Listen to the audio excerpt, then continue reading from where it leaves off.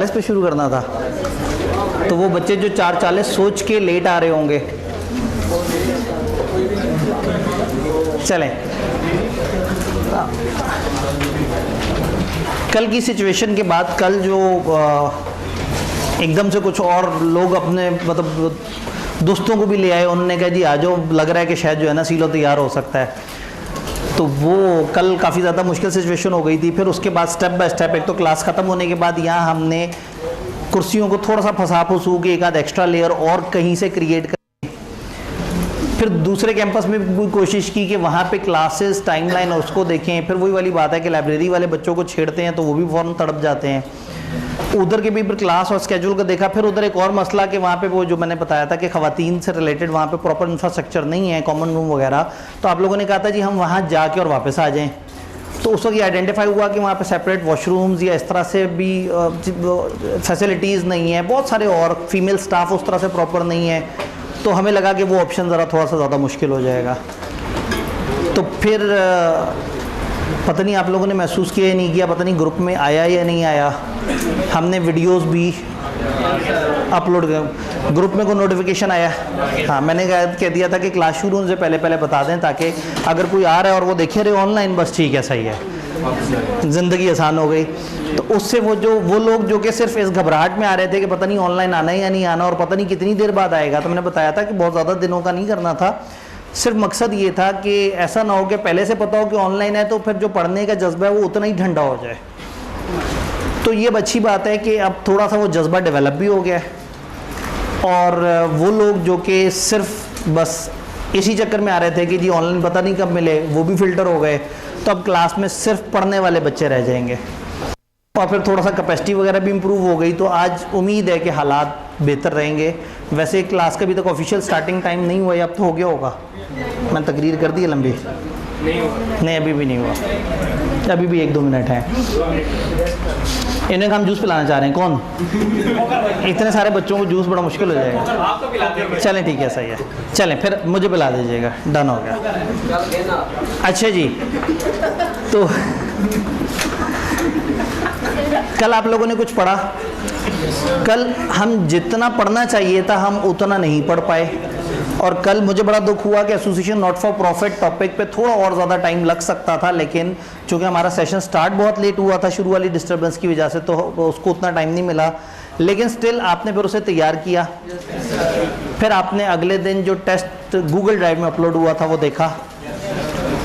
फिर आपने देखा तो आपने कहा ये MCQ भी वही बात कर रहा है जो अगला MCQ बात कर रहा है। फिर आपने सोचा नहीं, गौर से देखते हैं, शायद कोई थोड़ा सा फ़र्क हो। अच्छा, अब ये टेस्ट करने के बाद आपने अपना आंसर स्क्रिप्ट बना लिया। अब अगले दिन मतलब हमारा SOP ये है कि हम नेक्स्ट डे वो करें। मैं एक दफ़ा कंफर्म भी कर लेता हूँ, हमने टेस्ट का सलूशन नेक्स्ट डे अपलोड करना है ना जी जुबैर भाई? टेस्ट का सलूशन हमने अगले दिन अपलोड करना है, ठीक है जी। तो अगले दिन वहाँ पे हमारा टेस्ट का सलूशन भी जी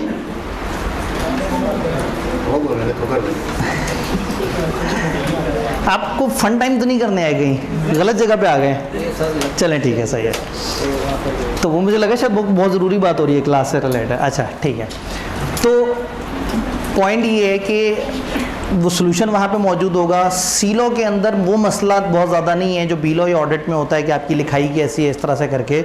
यहाँ ज़्यादा मसला होता है आपकी याददाश्त का, कि याददाश्त कैसी है। टाइप 2 तरह के सवाल यहाँ सबसे ज़्यादा होते हैं। चैप्टर ख़त्म होने के बाद आपको वीडियो शेयर होती हैं। अब कल जो वीडियो है उसके अंदर थोड़ा सा ज़्यादा होता, वो वीडियो गूगल ड्राइव के ऊपर भी जाएगी, यानी कि चैप्टर ख़त्म होने के बाद वो जो आपके पास अदर फोल्डर है ना, एक फ़ोल्डर में तो किताब है, जो दूसरा फोल्डर है उस फोल्डर में आपको पास पेपर की वीडियो भी मिल जाएगी। तो उससे आपको एक आइडिया हो जाएगा कि चैप्टर के सवाल किस तरह के आ रहे हैं, उस पर एक थॉरो डिस्कशन होगी। और कल फिर जो एडवांस यूज़र है उन्होंने वो वाली वीडियो भी देख ली होगी, होल्डिंग सब्सिडरी वाली।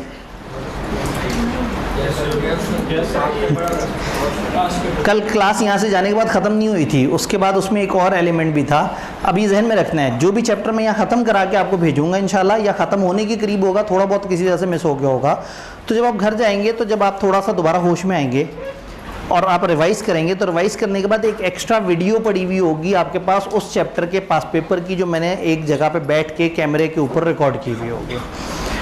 तो आपने करना ये है कि चैप्टर ख़त्म होने के बाद किताब की सॉफ्ट कॉपी आपके पास मौजूद है, वहाँ क्वेश्चंस वाइज भी, चैप्टर वाइज क्वेश्चन भी ब्रेक हुए हुए हैं, आंसर्स भी ब्रेक हुए हुए हैं। तो आपने क्वेश्चंस पे जाना है, सारे सवालों को पढ़ना है और देखना है कि क्या आप उनको आंसर करने की पोजीशन में हैं, और अगर किसी सवाल पर अटक जाएं तो उसके सोल्यूशन को देखना है। अगर उसके बाद भी अटके रहें तो वो जो वीडियो मैंने अपलोड की उसमें मैंने सवाल बाय सवाल रीसेंट एक आध अटैम्प्ट को छोड़ के मैंने सारों की डिस्कशन की होगी। जो मोस्ट रीसेंट है उसका एंड पे अगर हमें मौका मिला तो हम कोई एक दिन इस तरह से रख लेंगे कि हम फुल फ्लैज पेपर को डिस्कस कर लें। तब तक अगर आप लोग ज़िंदा बच गए या इतने ही आते रहे तो इंशाल्लाह ताला उसको कवर कर लेंगे। तो रीसेंट को छोड़ के हमने बाकी सारों को वहाँ पर डिस्कस किया हुआ है। तो वो वीडियो आप तब देखें जब आपको प्रॉब्लम हो। अगर प्रॉब्लम नहीं हुई तो फिर उस वीडियो देखने की ज़रूरत नहीं है। तो शायद आप लोगों में से अक्सर ने इसलिए नहीं देखी कि प्रॉब्लम ही नहीं हुआ, पता ही नहीं था। तो चले मैं अब आपको बता दूं, तो डेली अब आपको वहाँ पे जाके एक वीडियो मिला करेगी और एक टेस्ट मिला करेगा।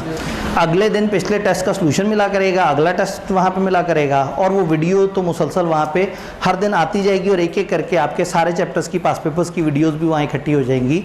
तो ये क्रैश कोर्स कंप्लीट होता है रेगुलर क्लास प्लस वो वाली वीडियोस प्लस वो वाले टेस्ट, ये सारी एक्टिविटीज़ मिल के इस क्रैश कोर्स को कंप्लीट करते हैं।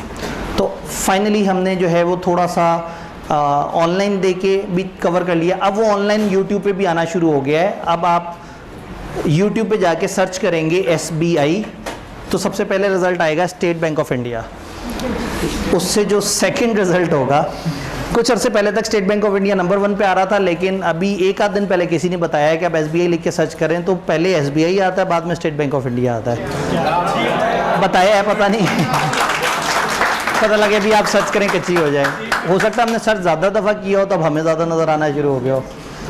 तो बहरहाल स्कूल ऑफ बिजनेस इंटेलिजेंस आप यूट्यूब पे जाएंगे तो वहाँ पे प्लेलिस्ट पे क्लिक करेंगे।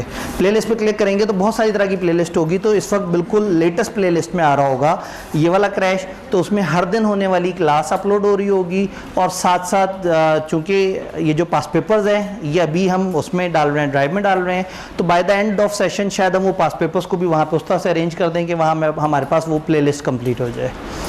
डन। तो अगर इस वजह से घबरा के आ रहे हैं कि नहीं मुझे बाद में रिकॉर्डेड नहीं मिलेगा, तो रिकॉर्डेड मिलेगा, लेकिन यकीन माने घबरा के आना ज़्यादा अच्छा है। क्लास के माहौल में आके सबके दरमियान बैठ के आप इरादा करके पढ़ लेंगे। घर बैठ के ये सोचेंगे ना कि मैंने वीडियो चलानी है, तो वो वीडियो नहीं चलेगी, और वो तब चलेगी जब आप 2 पे चला रहे होंगे, और मैं ऑलरेडी 2 पे चल रहा हूँगा क्रैश कोर्स की नेचर की वजह से, तो फिर आप ज़रा मुश्किल में आ जाएंगे।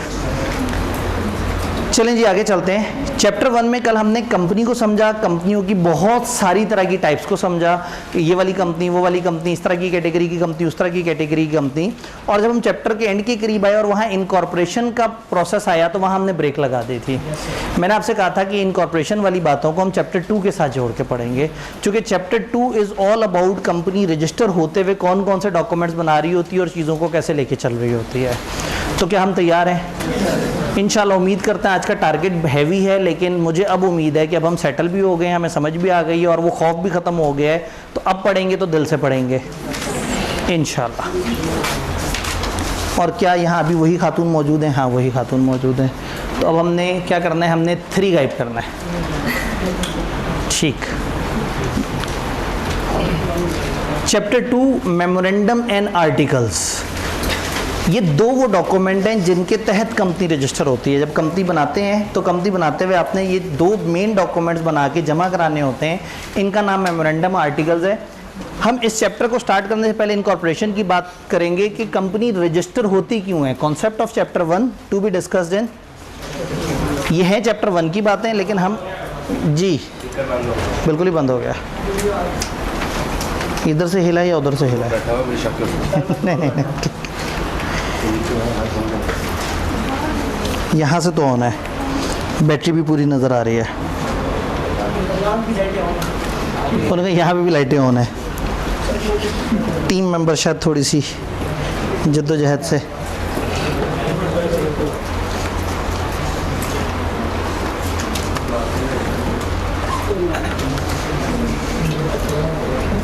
आज वैसे गुंजाइश थी शुरू में जो है ना, वो कल हम ज़रा ज़्यादा खौफज़दा हो गए थे, आज हमारे पास फिर भी कुछ ना कुछ पीछे गुंजाइश है। जी आवाज़ क्लियर है, बेहतरीन आवाज़।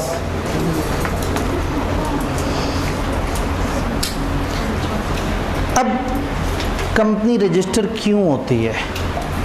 कोई भी कंपनी, कोई भी शख्स कंपनी को क्यों रजिस्टर कराता है?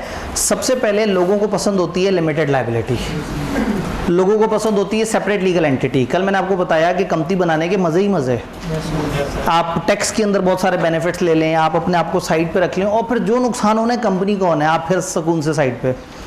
तो लोग कंपनी बनाते हैं अपनी लायबिलिटी बचाने के लिए, लोग कंपनी बनाते हैं अपनी शख्सियत के ऊपर एक कॉर्पोरेट शख्सियत चढ़ाने के लिए, लोग कंपनी बनाते हैं टैक्सेशन के अंदर थोड़ी सी प्लानिंग करने के लिए। तो कंपनी ज़्यादातर लोग बनाते हैं अपनी सहूलत, अपनी खुशी से। बट लॉ ये कहता है कि जिसने कंपनी बनानी है वो तो बनाए, लेकिन कुछ जगह लॉ हमें पाबंद कर देता है। वो कहता है ये वो जगह हैं जहां आपको कंपनी बनाना वाजिब है। वो कब है? वो ये कहते हैं कि जब भी कुछ भी ग्रुप ऑफ पर्सन मिल के कोई बिजनेस कर रहा है और उनकी तादाद 20 से ऊपर चली गई तो उनके लिए वाजिब है कि उन्हें कंपनी बनानी पड़ेगी। आपने बिजनेस लॉ में पार्टनरशिप में ऐसा पढ़ा था कि पार्टनरशिप 20 से ज़्यादा की नहीं हो सकती। उसके पीछे रीज़न ये थी कि कंपनी लॉ ने मना किया हुआ है। कंपनी लॉ ये कहता है कि 20 से ज़्यादा बंदे मिलजुल के अगर कारोबार कर रहे हैं तो उन पर वाजिब है कि वो कंपनी बना लें, बगैर कंपनी बनाए उनका गुजारा नहीं है, सिवाय 3-4 केसेस के। एक केस ये है कि अगर वो ऑलरेडी किसी तरह के स्ट्रक्चर में रजिस्टर हैं, बैंकिंग कंपनी के लॉ में रजिस्टर हैं, इंश्योरेंस में रजिस्टर हैं, किसी भी और सेटअप में रजिस्टर्ड हैं, तो ठीक है, फिर आपको कंपनी बनाने की ज़रूरत नहीं है। हाँ, लेकिन अगर आप पार्टनरशिप के तौर पर रजिस्टर हैं तो उस रजिस्ट्रेशन को हम काउंट नहीं करेंगे। तो अगर वो 20 से ज़्यादा बंदे मिलजुल के काम कर रहे हैं और वो कंपनी लॉ के अलावा किसी और लॉ में अदर देन पार्टनरशिप रजिस्टर हैं, तो फिर उनको कंपनी बनाने की ज़रूरत नहीं है। देन अगर प्रोफेशनल्स हैं तो प्रोफेशनल्स के, अक्सर प्रोफेशनल्स के लॉ में मना होता है कि खबरदार आप लोग कंपनी नहीं बनाएंगे। तो भले 20 से ऊपर जा रहे हो, प्रोफेशनल्स का मतलब है accountant, lawyer, banker, chartered accountants, engineers, जो लोग डिफरेंट प्रोफेशंस में होते हैं। तो अगर प्रोफेशनल्स ने मिलकर फर्म बनाई हुई है और उनके प्रोफेशन के रूल्स ने मना किया हुआ है कि आप कंपनी नहीं बनाएंगे, तो ये लोग कंपनी नहीं बनाएंगे। देन जॉइंट फैमिली, अगर एक जॉइंट फैमिली अपना ही फैमिली बिजनेस रन कर रही है तो भले उसमें 50 मेंबर्स हैं, उनको कंपनी बनाने की ज़रूरत नहीं है। फिर एक पार्टनरशिप ऑफ जॉइंट फैमिलीज़ है, 2 या 2 से ज़्यादा जॉइंट फैमिलीज़ अगर मिलजुल के काम कर रही हैं और मिलजुल के काम करते हुए उनके मेंबर्स 20 से ज़्यादा हैं, तो एक दफ़ा दोबारा गिनने हैं, उसमें छोटे मेंबर्स भी शायद काउंट हो रहे हों, माइनर्स।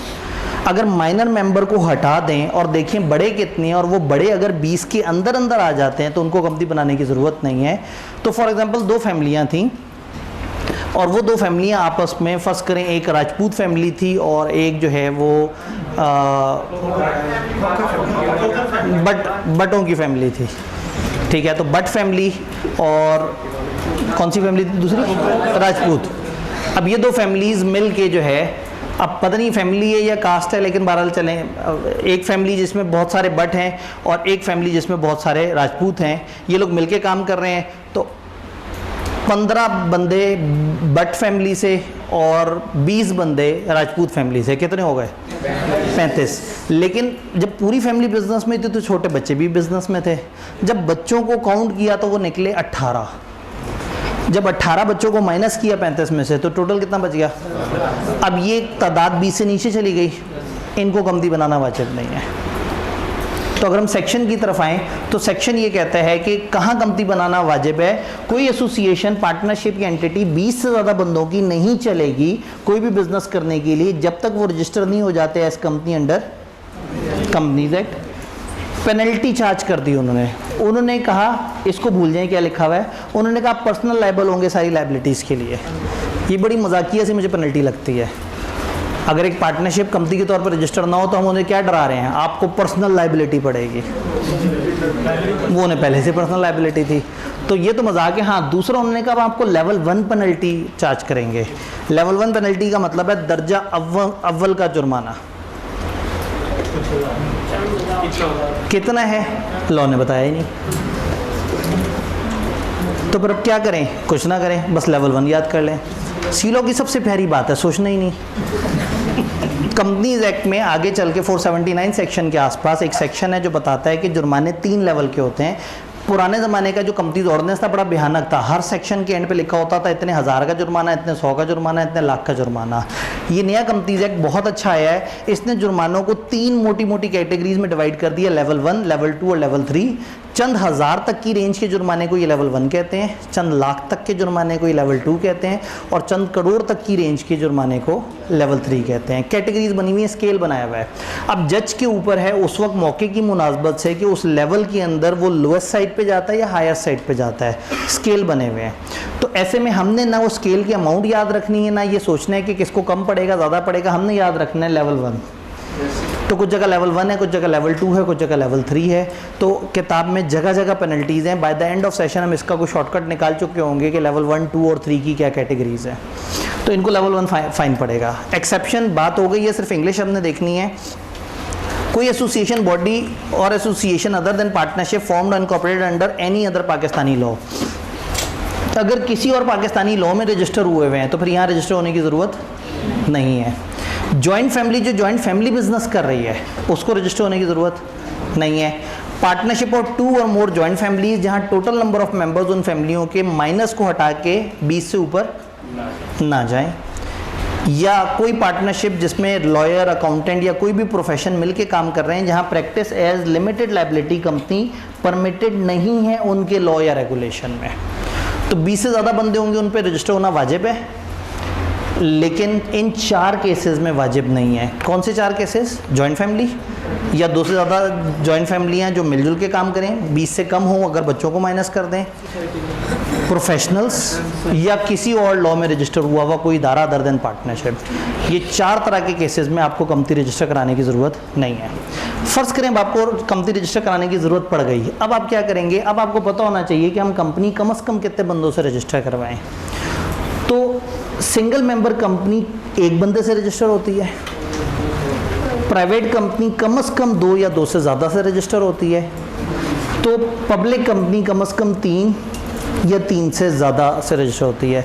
तो जब भी कोई इतने लोग मिलजुल के लॉफुल काम कर रहे हैं तो वो मिल के अपने आप को एज आ कंपनी रजिस्टर करवा सकते हैं। लेकिन एक ध्यान रहे, आपने किसी भी वक्त मिनिमम नंबर ऑफ मेंबर से नीचे गए तो मसला हो जाएगा।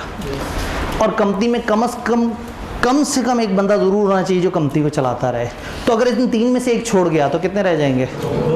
कुछ ना कुछ चला लेगा। इन 2 में से एक चला गया, 1, ये 1 में से एक चला गया तो कुछ नहीं बचेगा। तो इसका मतलब है बाकियों को तो हम कहेंगे देखो तो मिनिमम से नीचे हो गए हो, तो इनको लॉ एक डेडलाइन दे देता है कि आप 180 दिन के अंदर अंदर अपने नंबर्स पूरे कर लें। अगर 180 दिन में अपने नंबर पूरे नहीं करते तो फिर इन लोगों को पर्सनल लायबिलिटी पड़ना शुरू हो जाती है। यानी हम मिनिमम नंबर ऑफ मेंबर से नीचे चलने वाले इदारे को इलीगल मानते हैं। लेकिन लॉ ने इनको गुंजाइश दी है कि भाई अचानक से एक बंदा मर गया तो फ़ौरन से थोड़ी नया मेंबर आ जाएगा, टाइम लगेगा। तो 180 दिन की लॉ ने डेडलाइन दी हुई है अपनी तादाद पूरी करने के लिए। लेकिन ये एसएमसी 1 से 0 पे चली गई तो गड़बड़ हो जाएगी। तो एसएमसी वाले बंदे ने अपनी कंपनी रजिस्टर कराते हुए एक एडिशनल काम करना है। उसने जो मेमोरेंडम को साइन कर रहा है, मेमोरेंडम वो जो डॉक्यूमेंट जैसे आप कंपनी रजिस्टर करा रहे हैं, उसने नॉमिनेट कर देना एक बंदे को कि भाई मेरी डेथ के केस में ये बंदा आएगा, ये कंपनी को कुछ अरसे के लिए चलाएगा एज अ ट्रस्टी, और ये मेरे असल वर्सा को मेरे शेयर्स ट्रांसफ़र करने की कोशिश करेगा। यानी वो जिसको नॉमिनेट कर रहा है वो नॉमिनी उसका वारिस नहीं है, नॉमिनी केयर टेकर है, शायद उसका भाई है। तो उसने नॉमिनेट किया कि अगर मेरी डेथ हो गई तो ये बंदा आएगा और मेरी कंपनी के मेरे शेयर्स या मेरे जो एसेट्स हैं वो मेरे बच्चों तक मुंतकिल कराएगा। अगर तो इसका एक ही बच्चा हुआ, एक ही वारिस हुआ और एक बंदे के शेयर एक को ही मिल गए तो ये कंपनी एसएमसी ही रहेगी। और अगर एक से ज़्यादा लोगों में डिवाइड करनी पड़ गई तो फिर आप कंपनी को प्राइवेट कंपनी में कन्वर्ट करने का प्रोसेस स्टार्ट कर देंगे। तो ये इन्होंने कहा है कि वो ट्रांसफ़र कर दे शेयर्स, वो बंदा आके लीगल हेयर्स को इस्लामिक लॉ के मुताबिक, और अगर वो नॉन मुस्लिम है तो जो जिस भी लॉ को फॉलो करते हैं उसके मुताबिक कर दे, और मैनेज कर दे कंपनी के अफेयर्स तब तक जब तक वो ट्रांसफ़र नहीं हो जाते। अगर एक से एक को ट्रांसफ़र होगा तो एसएमसी, और अगर ज़्यादा को ट्रांसफ़र करना पड़ा तो फिर हमें एसएमसी को प्राइवेट कंपनी में बदलना पड़ जाएगा। इसी से कनेक्टेड बात कर लेते हैं ताकि ये पूरा फ्लो हमारा ख़त्म हो जाए। हमने कहा 2 या 3 से कम पे अगर आप काम करेंगे, एसएमसी तो 1 से कम तो 0 हो जाता है ना, तो प्राइवेट अदर देन एसएमसी या बाकी कंपनियां 3 से नीचे काम करेंगी और कंपनी कैरीज ऑन करे business for more than 180 days, तो हर वो शख्स जो इस टाइम पे बिजनेस कर रहा था वो उन 180 दिन के बाद लाइबल हो जाएगा उस सारे डेट्स के लिए कंपनी के जो उस दौरान किए गए। 3 बंदे थे, एक बंदा मर गया, बाकी 2 ने ज़्यादा टेंशन नहीं ली और 180 दिनों में नया मेंबर ढूंढने की कोशिश या उसके वर्षा तक पहुंच के उनको लाने की कोशिश नहीं की। गुजर गए टोटल 200 दिन। फर्ज करें 170 दिन गुजरे थे और तादाद रिस्टोर हो जाती, कोई जुर्म नहीं किया। लेकिन जैसे ही 180 दिन क्रॉस हो जाए तो समझेंगे डे 0 से जुर्म करते आ रहे हैं। ये इंपॉर्टेंट पॉइंट है समझने वाला। मुजरिम 180 दिन होने के बाद बनेंगे, लेकिन जुर्म रेट्रोस्पेक्टिव काउंट होगा। 179th डे पे भी रिस्टोर हो गए तो कुछ जुर्म नहीं किया, लेकिन 181वें दिन पे हम कहेंगे कि पिछले 181 दिन से तुम लोग कुछ गलत कर रहे हो। और पिछले वो 181 दिन में जो भी कॉन्ट्रैक्ट हुए हैं कंपनी के, वो कॉन्ट्रैक्ट की कंपनी नहीं, ये लोग पर्सनल लायबल हो जाएंगे। हाँ, अगर कंपनी के एसेट से पे हो सकता है तो कंपनी पे कर दे, लेकिन अगर कंपनी पे ना कर सकी तो कौन फंसेगा? ये लोग जो मिनिमम नंबर ऑफ मेंबर से कम पे कंपनी को चला रहे थे। सिर्फ एक एक्सेप्शन लॉ ने दी है, अगर आप साबित कर दें कि आपको पता नहीं लगा कि कंपनी मिनिमम से नीचे चली गई है। बड़ी मजाकिया सी एक्सेप्शन है। 2 बंदे कंपनी चला रहे थे, एक चला गया, 180 दिन गुजर गए और दूसरे को अभी तक समझ ही नहीं आई कि मैं कंपनी अकेले चला रहा हूँ। तो अगर वो साबित कर दे कि उसे नहीं पता लगा था कि कंपनी मिनिमम से नीचे चली गई और इतने दिन गुजर गए, तो फिर वो बच सकता है। कैसे बच सकता है? 2 बंदे थे, गाड़ी में जा रहे थे, एक्सीडेंट हो गया। आपने पिछले टेस्ट में 2 एक्सीडेंट देखे होंगे, ठीक है? उसमें गाड़ी का भी एक्सीडेंट हो जाता है, जहाज़ का भी जो है ना।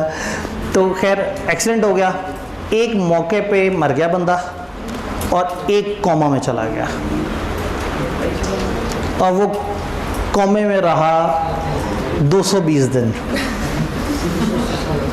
अब उसको नहीं पता था उन 180 दिनों में कि कंपनी मिनिमम से। इस तरह की ना कोई रिमोट अजम्पशन क्रिएट करनी पड़ेगी। सीए फाइनल में आई कि अपने सेक्शन का एक दफ़ा सवाल पूछा, उसने कहा जी 2 बंदे हैं, एक बंदा लॉन्ग बिजनेस ट्रिप पे दूसरे मुल्क गया और वहाँ वो मर गया। अब लॉन्ग बिजनेस ट्रिप था तो इधर वाले को था 7-8 महीने बाद वापस आएगा, तो वो वापस नहीं आया और इसने भी 180 दिन तक ध्यान नहीं किया। तो वो पूछ रहे थे कि बताओ लाइबल है या नहीं, तो जवाब देते हुए हमने कहना था अगर पता है तो लाइबल है और अगर नहीं पता था तो नहीं लायबल। तो ये सेक्शन समझ आया। तो इसमें इंपॉर्टेंट बात क्या है? प्रोवाइडेड दैट मेंबर या members is in knowledge of the fact. तो हमने ये समझा है कि कंपनी क्यों रजिस्टर करवाते हैं। मजबूरन 20 से ज़्यादा बंदों को कंपनी रजिस्टर करानी पड़ जाती है, और अगर रजिस्टर कराएं तो कम से कम कितने से कराएंगे? वो हमने कहा 1, 2 और 3। एसएमसी को अलग से भी कुछ बताना पड़ेगा, और बाकी 2 कंपनियों ने बस ध्यान ये रखना है कि जब चल रही हो कंपनी तो एट एनी गिवन टाइम वो 180 से नीचे ना जाएं, और अगर चले जाएं तो किसी भी टाइम में मिनिमम से नीचे ना जाएं, और अगर चले भी जाएं तो 180 दिन में क्या करें? रिस्टोर कर लें, अपने मेंबर दोबारा से बेहतर कर लें। यहाँ पे मैं थोड़ी सी ब्रेक लगाता हूँ। इनकॉर्पोरेशन से रिलेटेड हमने बातें की हैं, कोई सवाल, कोई confusion? Ji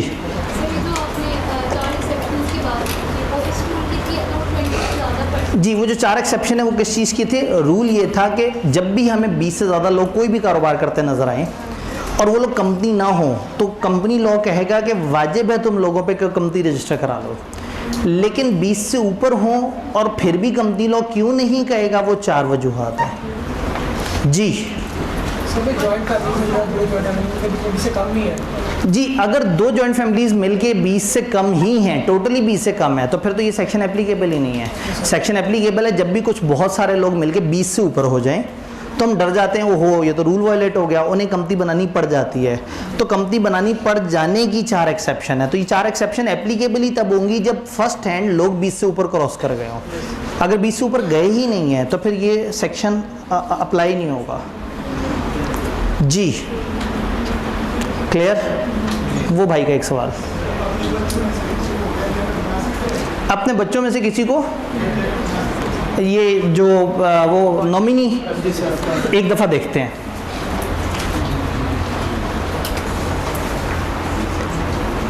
SMC subscriber to memorandum shall nominate a person. नहीं बताया उन्होंने, नहीं बताया। नहीं बताया। ये करना है कंपनी लॉ में, बाकी ये करना है, पढ़ना है, नहीं बताया। तो फिर याद क्या करना है? तो वो पूछ क्या सकते हैं जो नहीं लिखा? जिंदगी बड़ी आसान है। For the purpose of your knowledge बता दूं, ब्लड रिलेशन और स्पाउस इसमें अलाउड है। इमीडिएट वालिदैन, इमीडिएट औलाद, बहन भाई और मियाँ या बीवी, ये वो लोग हैं जिनमें से आप किसी को, और सिबलिंग्स, ये वो चंद लोग हैं जिनको आप नॉमिनी कर सकते हैं। बट वो सेक्शन थोड़ा आगे जाके आता है, वो हमारे सिलेबस में नहीं है। तो अपने सिलेबस में ध्यान ये रखना है कि हमने उतना याद करना है जितना लिखा हुआ है। तो बीच बीच में आप कभी कभी ऐसे सवाल पूछ लेंगे और मैं कभी कभी ऐसे जवाब दे दिया करूँगा, लेकिन आपने उसको बाद उसको उठा के कचरे में फेंक देना है और वो याद रखना है जो यहाँ लिखा हुआ है। ये एक पर्सन को नॉमिनेट करेगा। कौन होगा वो पर्सन? जिसको वो नॉमिनेट करेगा। ठीक है जी, सवाल खत्म हो गए थे, लेकिन एक भाई के सवाल के बाद अचानक से 3-4 और हाथ खड़े हो गए। चलो हमारे पास 1 आध मिनट ही और है, क्योंकि फिर हम माहौल ख़राब नहीं कर सकते। नहीं, अब जो है ना, एक सवाल यहाँ, एक वहाँ, एक वहाँ, 3। जी वो वाले भाई।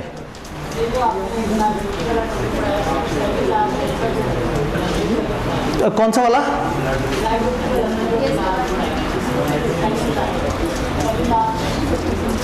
ये वाला सेकेंड लास्ट लाइन, लाइबिलिटी वाला। ये ठीक है। जॉइंट एंड सेवरल याद है, बचपन में पढ़ा था। पार्टनरशिप में क्या लाइबिलिटी होती है? Joint and several. हम उन सबको कलेक्टिवली भी लाइबल कर सकते हैं और उनमें से किसी एक को पकड़ के बगैर बाकियों को पूछे उसको भी लाइबल कर सकते हैं। तो किताब आपको बताना जॉइंट एंड सेवरल चाह रही है, लेकिन उसने अल्फाज उस तरह के इस्तेमाल नहीं किए। वो क्या कह रहे हैं? वो कह रहे हैं वो शख्स जो इस दौरान कंपनी को चला रहा है शैल बी सेवरली लाइबल, अकेले अकेले भी लाइबल है, for payment of whole debt of company जो उस टाइम में and may be sued therefor, ताहम उसको केस किया जा सकता है without joinder in sue of any other member. वो एक अकेले बंदे को ले जाके दूसरे बंदे को बगैर साथ मिलाए उस अकेले पे भी केस किया जा सकता है। तो बताना चाह रहे हैं कि आपकी लाइबिलिटी कलेक्टिव तो है ही है, अकेले अकेले भी, आप में से किसी एक को भी पकड़ के उसके ऊपर सारी जिम्मेदारी डाली जा सकती है। आप पेपर में अगर लिखना चाहें तो आप जॉइंट एंड सेवरल के अल्फाज लिख सकते हैं। सिर्फ डेफिनेशन में हम पाबंद हैं कि हम किताब को फॉलो करेंगे, बाकी जगह हम अपने अल्फाज लिख सकते हैं। जी 3 हमने सवाल लेने थे, एक वो और एक यहाँ से था। जी सर, मेरा एक क्वेश्चन है, अब मेरा एक सवाल है, लेकिन सवाल पूछने से पहले ही भाई का हासा निकल गया। इसका मतलब है कि आपके पास कोई गैर ज़रूरी सवाल है। जी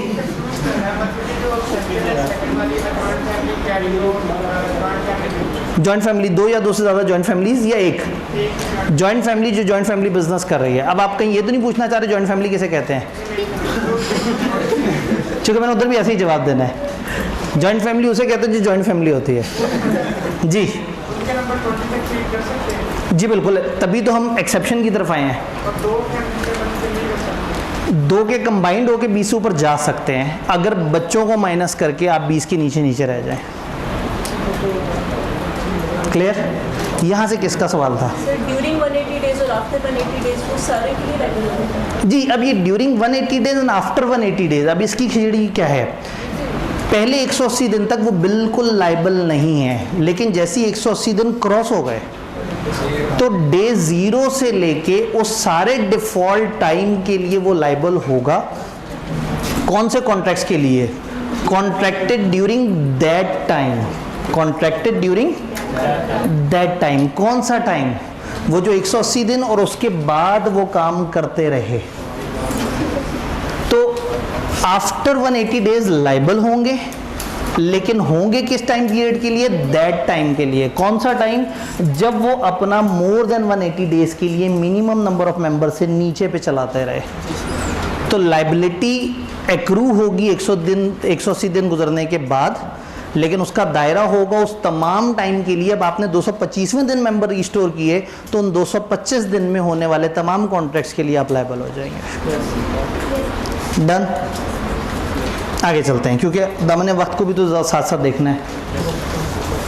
स्टेप्स ऑफ इनकॉर्पोरेशन। अब कंपनी रजिस्टर करानी है। हम इस मरहले पे आगे कि हमें समझ आ गया कि कंपनी बनती क्यों है, क्या मामला है। अब ये चैप्टर जो है ना हमें छोटे से बहुत सारे रूल्स बताता है कि कंपनी क्या है, कंपनी किस तरह से बन रही है, उसमें आपने किस किस डॉक्यूमेंट में क्या लिखना है। तो जब कंपनी रजिस्टर कराने की बात आती है तो एक नया वर्ड आ जाता है प्रोमोटर्स का। प्रोमोटर्स कहते हैं उन जज्बाती जोशीले नौजवानों को जो चाहते हैं कि उनकी खुद की एक कंपनी हो, जो एक नए आइडिया को लेके बहुत ज़्यादा छलांगे मार रहे होते हैं, वो प्रोमोटर्स कहलाते हैं। जो ख्वाहिशमंद होते हैं कि हम इस नए आइडिया को पार लगा दें, उनको प्रोमोटर कहा जाता है।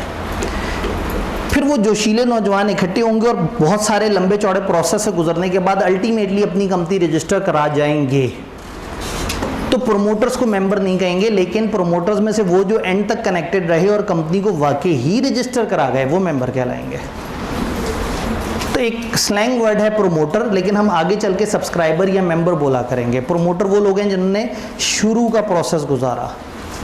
तो मैं अक्सर कहता हूँ कि जिस तरह से अल्लामा इकबाल और कायद आज़म दोनों प्रोमोटर थे, लेकिन कायद आज़म बानी बने और अल्लामा इकबाल बानी नहीं कहलाए। तो प्रोमोटर में और बानी में फ़र्क है। बानी को कहेंगे सब्सक्राइबर, बानी उसे कहेंगे जिस दिन कंपनी बनी, जो उस वक्त मौजूद था और साइन कर रहा था उन कागज़ों पे, वो सब्सक्राइबर है। और प्रोमोटर हर वो शख्स है जिसने कंपनी रजिस्टर कराने की कोशिश की। ये प्रोसेस स्टार्ट करेंगे प्रोमोटर और एंड करेंगे सब्सक्राइबर्स। तो हो सकता है सारे प्रोमोटर्स ही सब्सक्राइबर ना बन सकें। 7 दोस्त मिलकर कंपनी बनाना चाह रहे थे, 2 को पैसे नहीं मिले वालिदैन से, वो साइड पे हो गए। बाकी 5 में से 1 लड़ाई करके चला गया और अल्टीमेटली कंपनी की रजिस्ट्रेशन 4 लोगों ने कराई। तो 4 बन गए सब्सक्राइबर और वो 7 थे प्रोमोटर। कानून को सब्सक्राइबर से लेना देना है, प्रोमोटर से ज़्यादा लेना देना नहीं है। प्रोमोटर को सिर्फ हम एक प्रोस्पेक्टस में एक जगह एहतियात करेंगे कि वो शामिल ना हो उस प्रोसेस में, अदरवाइज हम थ्रू आउट सब्सक्राइबर और मेंबर की बात करते हैं। तो अभी सब्सक्राइबर और मेंबर का क्या फ़र्क है वो भी थोड़ा सा आगे चल के देखेंगे। अब प्रोमोटर्स ने किन स्टेप से गुजरना है। जब आपने कंपनी रजिस्टर करानी है तो टेक्निकली 4 मेन स्टेप हैं। सबसे पहले आप एक सूटेबल नेम रखें। अब इस चैप्टर में ना चीज़ें बहुत बिखरी हुई हैं, मैं एक इस अपनी कहानी के सीक्वेंस में आपको चीज़ें बता रहा हूँगा। इन 4 स्टेप्स में हम तकरीबन चैप्टर का मैक्सिमम पोर्शन ख़त्म कर लेंगे इंशाल्लाह, और उसके बाद फिर हम जो चेंज होगी डॉक्यूमेंट्स को, उसको एक और फ्रेमवर्क के थ्रू समझ लेंगे। सबसे पहले आपने एक प्यारा सा नाम चूज़ करना है। नाम के ऊपर अलग यूनिट है, इन सब पे अलग अलग यूनिट है। सबसे पहले आप एक अच्छा सा नाम चूज़ करेंगे। वो जो प्रोमोटर्स हैं जो चाहते हैं कि हमारी खुद की कंपनी रजिस्टर हो, वो एक अच्छा सा नाम चूज़ करेंगे और देखेंगे कि वो नाम गैर कानूनी तो नहीं, उस नाम में कोई मसला तो नहीं, कंपनी लॉ को उस नाम से कोई मसला तो नहीं। फ़र्ज़ करें नाम चूज़ हो गया, अगला स्टेप है वो 2 डॉक्यूमेंट्स बनाएंगे। एक का नाम है मेमोरेंडम और एक का नाम है आर्टिकल। MOA ये शॉर्ट वर्ड्स में हम लिखते हैं और ये अलाउड एब्रीविएशन है, मेमोरेंडम ऑफ एसोसिएशन। खाली मेमोरेंडम भी बोल सकते हैं, मेमोरेंडम ऑफ एसोसिएशन भी लिख सकते हैं और MOA नाम के लेटर्स भी लिख सकते हैं। तो आप एक डॉक्यूमेंट बनाएंगे मेमोरेंडम और एक बनाएंगे आर्टिकल्स। आप कहेंगे सर ये 2 डॉक्यूमेंट्स के हैं, इन दोनों पे हम अभी यूनिट पढ़ेंगे पूरा इंशाल्लाह। मेमोरेंडम बेसिकली आपका शनाख्ती कार्ड है कंपनी का, एक 1 पेजर जिसमें आप कंपनी की बेसिक्स दे रहे हैं, और आर्टिकल आपके वो डिटेल रूल्स एंड रेगुलेशंस हैं, बायलॉज हैं, जो आप बता रहे हैं कि हमारी कंपनी चलेगी कैसे। तो ये 2 डॉक्यूमेंट्स में क्या होता है वो तो हम देखेंगे, नेम के अंदर क्या होता है वो हम देखेंगे। ये 2 चीज़ें करने के बाद आपने क्या करना है, मेमोरेंडम पकड़ना है, आर्टिकल पकड़ना है, और इसके साथ एक डिक्लेरेशन देनी है, हल्फिया बयान, कि मैं तस्दीक करता या करती हूँ कि दिए गए कवायद सही हैं और हम बड़े अच्छे लोग हैं और हम बेईमानी नहीं करेंगे। ये सारी चीज़ें उठा के जमा करा दें रजिस्ट्रार के पास। आप कहेंगे ये रजिस्ट्रार कौन है? कल के चैप्टर में से हमारा रजिस्ट्रार रहता था SECP, थोड़ी सी बात कर ली थी। SECP जो अथॉरिटी है जो कंपनियों को रजिस्टर करती है, और वो अथॉरिटी जो कंपनियों के रूल्स बनाती है, उस अथॉरिटी के अंदर कुछ ऑफिसर्स हैं जिनको हम कहते हैं रजिस्ट्रार। ये ऑफिसर कंपनियों से कनेक्टेड रहते हैं, कंपनियों से डाटा कलेक्ट करते हैं, कंपनियों के डाटाबेस को मैनेज करते हैं। तो कंपनियों के ज़्यादातर जो भी काम होते हैं ना अपने इन्फॉर्मेशन देने या लेने वाले, वो रजिस्ट्रार के साथ कनेक्टेड होते हैं। तो रजिस्ट्रार SECP का ऑफिसर है। जिस तरह से FBR इदारा है उसका ऑफिसर होता है कमिश्नर, इसी तरह से SECP इदारा है और ऑफिसर का नाम क्या है? रजिस्ट्रार। तो रजिस्ट्रार पे कल हम बात नहीं कर सके थे, हमें किसी दिन मौका मिल गया तो छोटी सी बात है 5 मिनट की, वो हम कर लेंगे इंशाल्लाह। तो आपने क्या करना है, मेमोरेंडम, आर्टिकल और एक डिक्लेरेशन उठा के किसे जमा करा देनी है? रजिस्ट्रार को।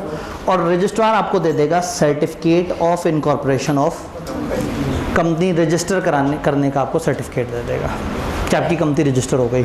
जिस दिन ये सर्टिफिकेट मिल गया गोया आपकी कंपनी रजिस्टर हो गई।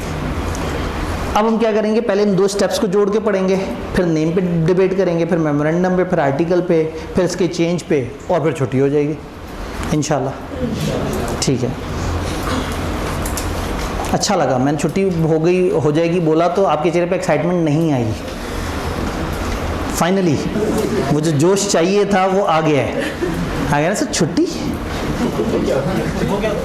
सर 5 महीने छुट्टी ही तो कर रहे थे, 4-4.5 महीने हमने सीलो सिंबॉलिकली उठाया हुआ था।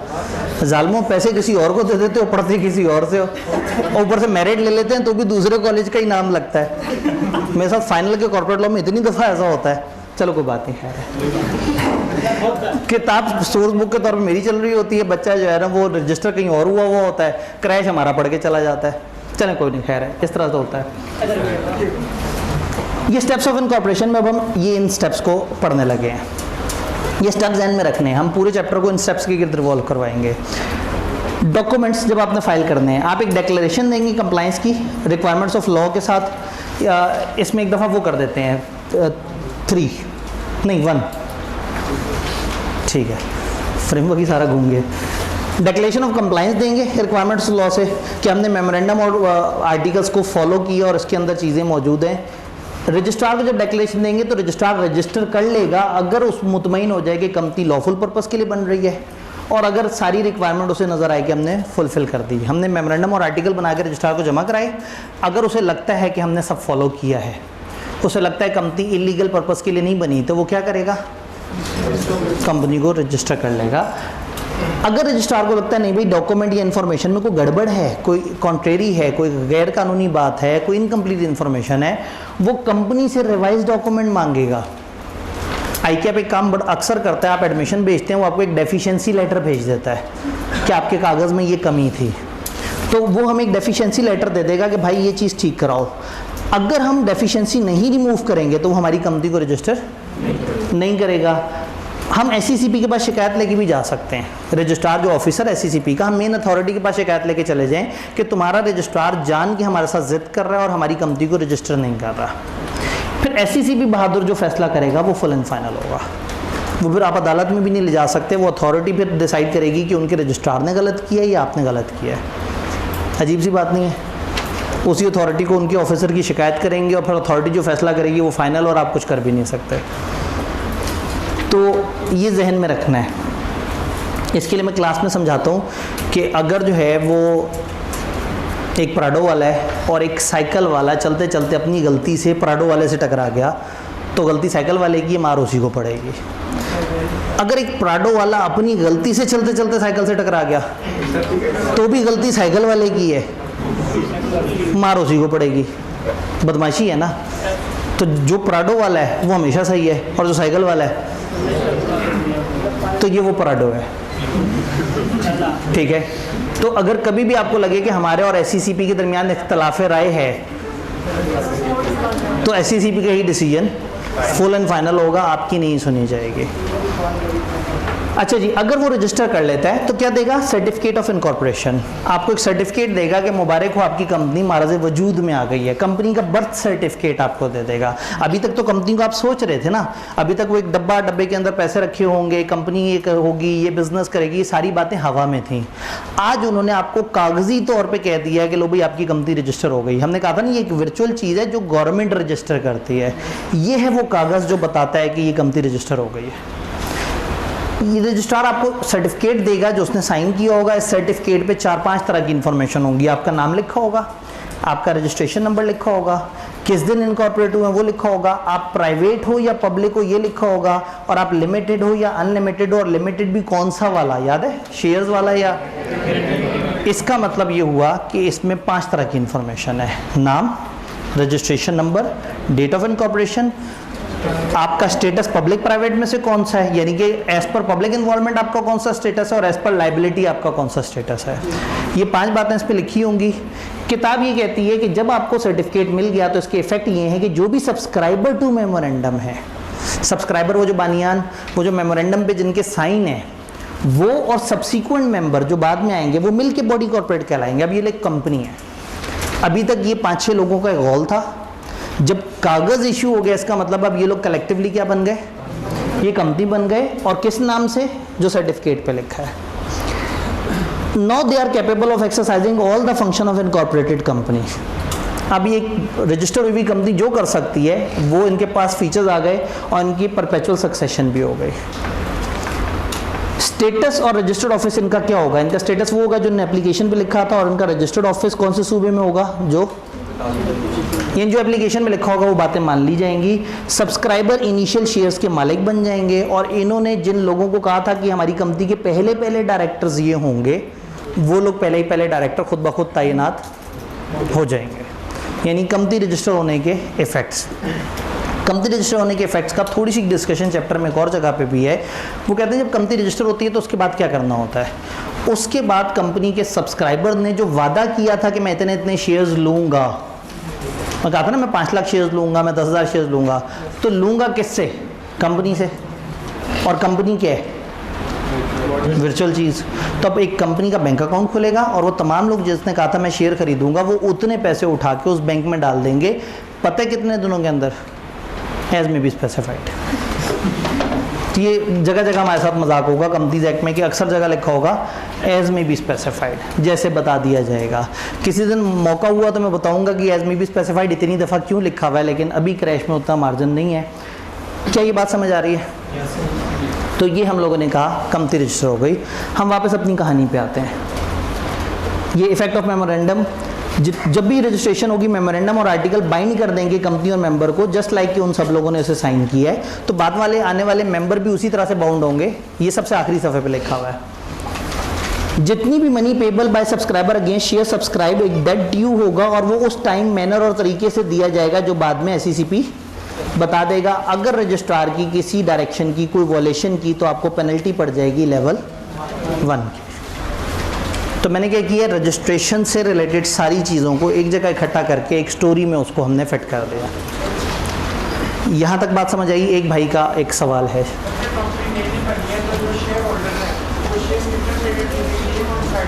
जी, ये शेयर होल्डर जो कंपनी के शेयर खरीदेंगे, ये कितने का खरीदेंगे, कैसे डिसाइड होगा? इन्होंने ही लिखा होगा। अभी मैं मेमोरेंडम बताऊंगा, तो मेमोरेंडम में इन सब ने अपने नाम के आगे लिखना होता है कि कितने शेयर्स लेंगे, और ये इन्हीं लोगों ने तय करना है कि कंपनी कितने कैपिटल से चलेगी। यही तय करेंगे कि पर शेयर कितने रुपए का होगा, और यही वो सारी चीज़ तय करेंगे। तो थोड़ी सी बात आज मेमोरेंडम के एंड पे होगी, और थोड़ी सी कल शेयर कैपिटल के चैप्टर में इंशाल्लाह होगी। हम थोड़ा सा उसको ज़रा ज़्यादा बेहतर समझ लेंगे। ये हमारा रजिस्ट्रेशन का प्रोसेस कंप्लीट हो गया। हम अपने स्टेप्स पे वापस आ गए।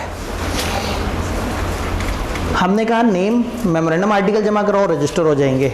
अब पहला स्टेप, नेम। एक अच्छा सा नाम हमने चूज़ करना है अपने इदारे के लिए। ये जो आपका नेम है, ये इदारे की शनाख्त है। ये इतना अहम स्टेप होता है कि आधे लोग तो यहीं फटा करके चले जाते हैं। वो 6 लोग जो कहते थे ना मिलजुल के 10 साल तक एक साथ बिजनेस करेंगे, वो एक नाम पे इकट्ठे नहीं हो पा रहे होते। तो उन्हें समझ आ जाती है कि ये सब ख्यालात थे, ग्राउंड रियलिटी ये है कि हमारी आपस में नहीं बनती। तो सबसे पहले एक सूटेबल नेम चूज़ किया जाएगा। अब सूटेबल नेम कैसे चूज़ होगा? इसमें 1 दबा दीजिएगा ज़रा, जज़ाकल्लाह। सूटेबल नेम, अच्छा नेम किसे कहते हैं? कुछ नेम ऐसे हैं जो लॉ ने मना कर दिए हैं, कुछ नेम ऐसे हैं जो हैं तो मना, लेकिन SECP से अगर गुंजाइश ले लें, इजाज़त ले लें तो वो अलाउ कर देगा। अब कंपनी बनाते हुए आपने नाम चूज़ करना है, तो नाम ऑब्वियसली ऐसा रखेंगे जिसमें किसी को एतराज़ ना हो। तो लॉ ये कहता है कि आप ऐसा नाम रखें जो ऑलरेडी रजिस्टर्ड नाम ना हो, ऐसा नाम रखें जो ऑलरेडी रजिस्टर्ड से बहुत ज़्यादा क्लोजली मिलता जुलता नाम ना हो।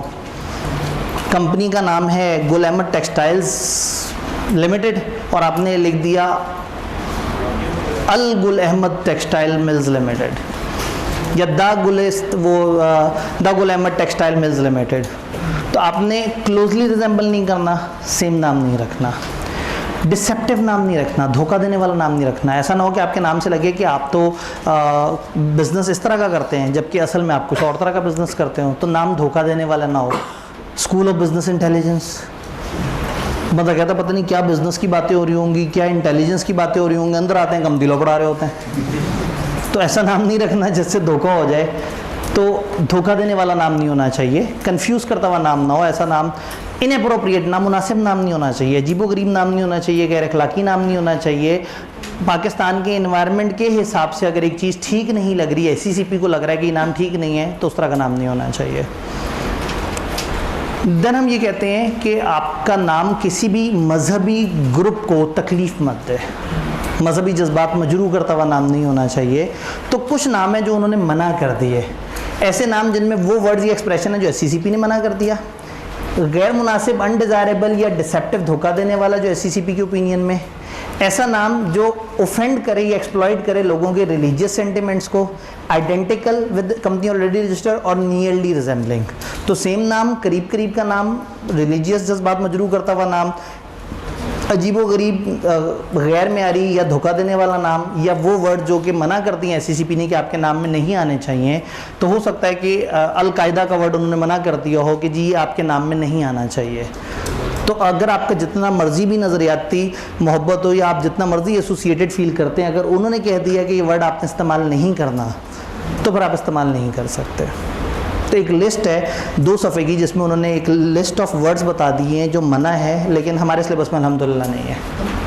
आज मैं स्टूडेंट हूँ, सर फिर कौन सा ऐसा वर्ड है कि आई के पेपर में पूछ लेगा हाँ भाई ये वर्ड, और हमें कैसे पता लगेगा वो वर्ड मना है? जब वो वर्ड सिलेबस में नहीं है तो वो पूछेगा ही नहीं। डन हो गया। एक दूसरी कैटेगरी आ गई, ये वो नाम है which require prior approval of SCCP. ऊपर वाले नाम तो मना थे, नीचे वो वाले नाम हैं जो अगर आपको इजाज़त मिल जाए तो आप रख सकते हैं। ये वो नाम होते हैं जिसमें कोई ताल्लुक़ नज़र आ रहा होता है। समटाइम आपके नाम में कोई कनेक्शन, एफिलिएशन नज़र आ रही होती है, आपका नाम लिंक कर रहा होता है किसी इदारे के साथ। जैसे मैं अक्सर कहता हूँ कि अगर एक बंदा, उसका नाम है परवेज़ अहमद फरीद, और वो अपनी एक हाउसिंग सोसाइटी शुरू करता है और कंपनी का नाम रखता है PAF housing society limited, Parvez Ahmad Farid housing society, तो आपको सुन के अजीब सा तो नहीं लगा? किसी से ताल्लुक़ तो नहीं फ़ील हुआ? फ़ील हो जाता है। इसका मतलब है कि नाम में उसकी नीयत नहीं थी, वो तो परवेज़ अहमद फरीद था बेचारा, उसने तो अपने नाम पे सोसाइटी बनाई, लेकिन नाम से कनेक्शन नज़र आ गया। तो अगर आपके नाम में किसी इदारे का कनेक्शन हो, गवर्नमेंट की किसी बॉडी का कनेक्शन हो, फेडरल गवर्नमेंट से कनेक्शन हो, प्रोविंशियल गवर्नमेंट से कनेक्शन हो, इनकी किसी अथॉरिटी से कनेक्शन हो, पाकिस्तान के हेड से कनेक्शन हो, पाकिस्तान से बाहर किसी मुल्क के हेड से कनेक्शन हो, मौजूदा हेड ऑफ स्टेट से कनेक्शन हो, पिछले किसी हेड ऑफ स्टेट से कनेक्शन हो, किसी इंटरनेशनल गवर्नमेंट से कनेक्शन हो, किसी इंटरनेशनल ऑर्गेनाइजेशन से कनेक्शन हो, अगर आपका नाम ऐसा है विच हैज़ सम कनेक्शन, तो फिर एससीसीपी से पूछे बगैर आप नाम नहीं रखेंगे, आप एससीसीपी से पूछेंगे। एससीसीपी रेलेवेंट इदारे से पूछेगा। अगर आपने अपनी कंपनी का नाम रखना है कि ये बहरिया टाउन लिमिटेड है, तो फिर बहरिया से फीलिंग नेवी की आती है, तो अगर आप एससीसीपी से पूछेंगे, एससीसीपी नेवी से पूछेगा और नेवी इजाज़त देगी तो एससीसीपी आपको इजाज़त दे देगा। तो एससीसीपी से पूछेंगे। अगर आपके नाम में पैट्रनेज हो, पैट्रनेज कनेक्शन हो, ताल्लुक़ हो, पैट्रनेज ये वर्ड का मतलब है ताल्लुक़, वाबस्तगी, एसोसिएशन, किसी भी किस्म का कोई उनसे मुताबिकत आपकी शो होती हो। तो किसी भी पास्ट प्रेजेंट पाकिस्तान या फॉरेन हेड ऑफ स्टेट से ताल्लुक़ हो, फेडरल गवर्नमेंट या प्रोविंशियल गवर्नमेंट या उनके किसी डिपार्टमेंट से ताल्लुक़ हो, कोई भी फेडरल या प्रोविंशियल लॉ के अंदर सेटअप हुई कॉरपोरेशन से ताल्लुक़ हो, किसी फॉरेन गवर्नमेंट या इंटरनेशनल ऑर्गेनाइजेशन से ताल्लुक़ हो, या किसी मुदारबा मैनेजमेंट से कोई लिंक नज़र आ रहा हो। इस जुमले पे कैरी फॉरवर्ड लिख दें, ये भी मैं नहीं बता रहा, हम आगे चल के मुदारबा के बारे में थोड़ा सा जानेंगे एक और चैप्टर में, तो उस वक्त ये जुमला आपको ज़रा बेहतर समझ आ जाएगा। मैं इस वक्त उसमें ज़्यादा डीट्रैक्ट नहीं होना चाह रहा। या कोई भी ऐसा बिजनेस जिसको किसी न किसी किस्म के लाइसेंस की ज़रूरत है गवर्नमेंट से, वो नहीं रख सकते जब तक कि एससीसीपी ये कंफर्म ना कर ले कि आपने वो वाला लाइसेंस जो चाहिए था वो ले लिए या नहीं। फर्स्ट करें आप लीजिंग का काम शुरू कर दें, लीजिंग के काम के लिए आपको lab leasing association of Pakistan से परमिशन लेनी पड़ती है और एक लाइसेंस लेना पड़ता है। तो अगर आपके नाम में लीजिंग आ गया तो एससीसीपी अलर्ट हो जाएगा, कहेगा नहीं भाई लीजिंग का नाम वो रख सकते हैं जो लैब के साथ रजिस्टर हो। तो एससीसीपी पहले कंफर्म करेगा फिर अलाउ करेगा वो वाला नाम यूज़ करना। तो बजाय इसके कि किताब लिस्ट दे देती कि नाम कौन कौन से अलाउड है, उन्होंने कहा कौन कौन से मना है। ये वाले सिरे से मना है और ये वाले इजाज़त से रखे जा सकते हैं, परमिसेबल है। अब आपने एक नाम चूज़ कर लिया और बड़ी मुश्किल से समझ आ गया कि ये नाम फिट हो रहा है। अब आप नाम रख के फिर सोचा चलो मेमोरेंडम बनाते हैं, फिर आर्टिकल बनाते हैं, फिर तसल्ली से जमा कराएंगे। तो आपने क्या किया, 25-30 दिन इस सारे प्रोसेस में लगा दिए और जब पहुँचे तो पता लगा पिछले 20-25 दिन में कोई और दोस्त ये नाम ले उड़ा। क्योंकि आपने नाम सोचा था दिमाग में, इनसे बुक तो नहीं करवाया था नाम, तो लॉ ने आपको इजाज़त दी हुई है कि आप नाम को रिजर्व करवा सकते हैं। आप एक एप्लीकेशन दे सकते हैं, और एप्लीकेशन देने का तरीका बड़े भरपूर तरीके से वाज़े किया। एप्लीकेशन देंगे एक स्पेसिफाइड फॉर्म में और ऐसे तरीके से जिसमें एक स्पेसिफाइड फ़ी होगी, सब बता दिया। एक स्पेसिफाइड तरीके से, एक स्पेसिफाइड वे में, एक स्पेसिफाइड फॉर्म में, एक स्पेसिफाइड फ़ी देके आप नाम रिजर्व करा सकते हैं। आधे टाइम तो कंपनी लोग ये मजाक कर जाता है, तो बस आप नाम रिजर्व करा सकते हैं, और कुछ नहीं बताया इसने। रिजर्वेशन 60 दिन तक के लिए हो सकती है, और अगर उन समझ आ गया कि आपने झूठ बोल के रिजर्व करवाया था, तो एक तो वो रिजर्वेशन कैंसिल कर देंगे, दूसरा आपको पेनल्टी चार्ज कर देंगे। पेनल्टी चार्ज कर देंगे, लेवल 1 2 3 नहीं लिखा किताब में, जहाँ पे भी खाली पेनल्टी लिखा है उसका मतलब लेवल 1 पेनल्टी है, अगर खाली पेनल्टी लिखा है। अगर कंपनी इनकॉर्पोरेट हो चुकी है उस नाम से, तो कहेंगे भाई अब अपना नाम बदल लो, तुमने धोखा दिया था हमें, तो उन्हें नाम बदलना पड़ेगा। अगर एप्लीकेशन रजिस्ट्रार रिफ्यूज़ कर देता है, तो जो जज्बाती हजरात हैं वो 30 दिन में शिकायत लेके बड़ी अथॉरिटी के पास जा सकते हैं, SECP, और order of SECP shall be final and shall not be called in question before any court, और उनका किसी और के पास शिकायत लेके नहीं जानी, जो हमने कह दिया वो कह दिया। अब जब नाम की बात आती है तो सिर्फ एक और रूल इससे कनेक्टेड पढ़ लेते हैं, नाम की पब्लिकेशन। जब आप नाम तय कर चुके होते हैं और जब कंपनी रजिस्टर हो जाती है उस नाम के साथ, तो फिर आप क्या करते हैं, आप उस नाम को जगह जगह डिस्प्ले करते हैं। कंपनी के तमाम ऑफिसेस के बाहर उर्दू या इंग्लिश में दिखाएंगे, कंपनी के तमाम लेटर हेड्स पे दिखाएंगे, तमाम कॉन्ट्रैक्ट्स पे दिखाएंगे, तमाम डॉक्यूमेंट्स पे दिखाएंगे, इनवॉइसेस पे दिखाएंगे, या उर्दू ज़बान या इंग्लिश ज़बान में दिखाएंगे। कोई कॉन्ट्रैक्ट, कोई अरेंजमेंट, कोई डॉक्यूमेंट अगर कंपनी की तरफ से इशू हुआ है और उस पर कंपनी का नाम नहीं है, तो ये गलत हरकत है। एक तो पेनल्टी पड़ेगी, और जिस ऑफिसर ने वो डॉक्यूमेंट इशू किया उस पर कंपनी का नाम नहीं है, वो ऑफिसर पर्सनली लायबल होगा। फॉर एग्जांपल SBI एक कंपनी हो और आपको एक बंदा रसीद दे और रसीद पे SBI नहीं लिखा हुआ, तो कल को उस बंदे को पर्सनली हेड लायबल किया जा सकता है उन पैसों के लिए कि भाई तुमने SBI के नाम पे तो लिए नहीं, तुमने तो एक सादा कागज़ पे लिए हैं। तो कंपनी के डॉक्यूमेंट्स, कंपनी की लोकेशन, कंपनी की ऑफिसेस पे कंपनी का नाम होना चाहिए। कंपनी की हर मेन लोकेशन पे कंपनी का सर्टिफिकेट ऑफ इनकॉर्पोरेशन की कॉपी पड़ी हुई होनी चाहिए, और कंपनी के बाहर इसका नाम वाज़ेह तरीके से लिखा होना चाहिए। जो ऐसा नहीं करेगा, जो गड़बड़ करेगा, लेवल 1 पेनल्टी पड़ेगी। जल्दी जल्दी से अगर हम इसे देखना चाहें तो देख सकते हैं। Name and incorporation number her limited company का आउटसाइड कंपनी एवरी ऑफिस होगा। Certified copy of certificate of incorporation her place पे रखी जाएगी। नेम, रजिस्टर ऑफिस का एड्रेस, फ़ोन नंबर, फलाना फलाना फलाना, सारी चीज़ें सारे डॉक्यूमेंट्स पे होंगी। जो नाम सही से नहीं डिस्प्ले करेगा उसको लेवल 1 पेनल्टी होगी, और ऑफिसर पर्सनली लायबल होगा किसी भी डेट के लिए अगर उसने कोई भी डॉक्यूमेंट बगैर कंपनी का नाम मेंशन किए इशू किया। तो नेम्स में सिवाय नेम की चेंज से रिलेटेड जो रूल्स हैं, हमने बाकी सारी बातें डिस्कस की। चूँकि चेंज मेमोरेंडम की हो, नेम की हो, आर्टिकल्स की हो, उन सबको मैंने एक प्रोसेस में कवर कराने की कोशिश करनी है इंशाल्लाह। यहाँ तक बात समझ आ रही है? नेम से रिलेटेड अगर किसी का कोई एक आध सवाल हो। नहीं है? छा गए सवाल। जैसे NBO में आगे बताया उसमें यही कि फ़ायदा होता है कि मतलब वो एंड में गारंटी लिमिटेड और वो नहीं लिखते। ठीक है। ऐसे जो कॉलेज वगैरह ये भी मिल गया, ऐसे अगर कंपनी बना ये भी रिक्वेस्ट कर सकते हैं कि हमने नहीं लगा। जी, अब इन्होंने कहा कि अगर कॉलेज कंपनी के तौर पर रजिस्टर हो, तो जैसे नॉट फॉर प्रॉफिट इदारे ने कहा था कि हम नाम के साथ लिमिटेड नहीं लगाएंगे, या उनको इजाज़त मिली थी, क्या कॉलेज को इजाज़त मिल सकती है? अगर कॉलेज नॉट फॉर प्रॉफिट है तो उसको इजाज़त मिल सकती है, लेकिन ये कॉलेजेस किसी और प्रोफेशन में आते हैं। हमें ICAP से रजिस्टर होना पड़ता है। जब ICAP से रजिस्टर होते हैं तो हम कंपनी नहीं होते, हमारे एक अलग शनाख्त होती है, इसीलिए फिर हम कंपनी नहीं बनाते। मैंने कहा ना, प्रोफेशनल्स अगर कोई काम कर रहे हों और उनको उनके लॉ ने मना किया और कंपनी नहीं बनानी, तो हम तकरीबन उस रूल में आ जाते हैं। नेम समझ आ गया, वापस आते हैं स्टेप्स ऑफ इनकॉर्पोरेशन पे। अब क्या करना है? मेमोरेंडम बनाए। मेमोरेंडम क्या है? मेमोरेंडम है कंपनी का शनाख्ती कार्ड। बर्थ सर्टिफिकेट नहीं है, बर्थ सर्टिफिकेट है certificate of incorporation. Birth certificate उन्होंने आपको देना है, बट कवाइफ आपने बताने हैं। आपने कवाइफ जिस डॉक्यूमेंट पे बताने हैं वो मेमोरेंडम है। घबराए तो नहीं बैठे?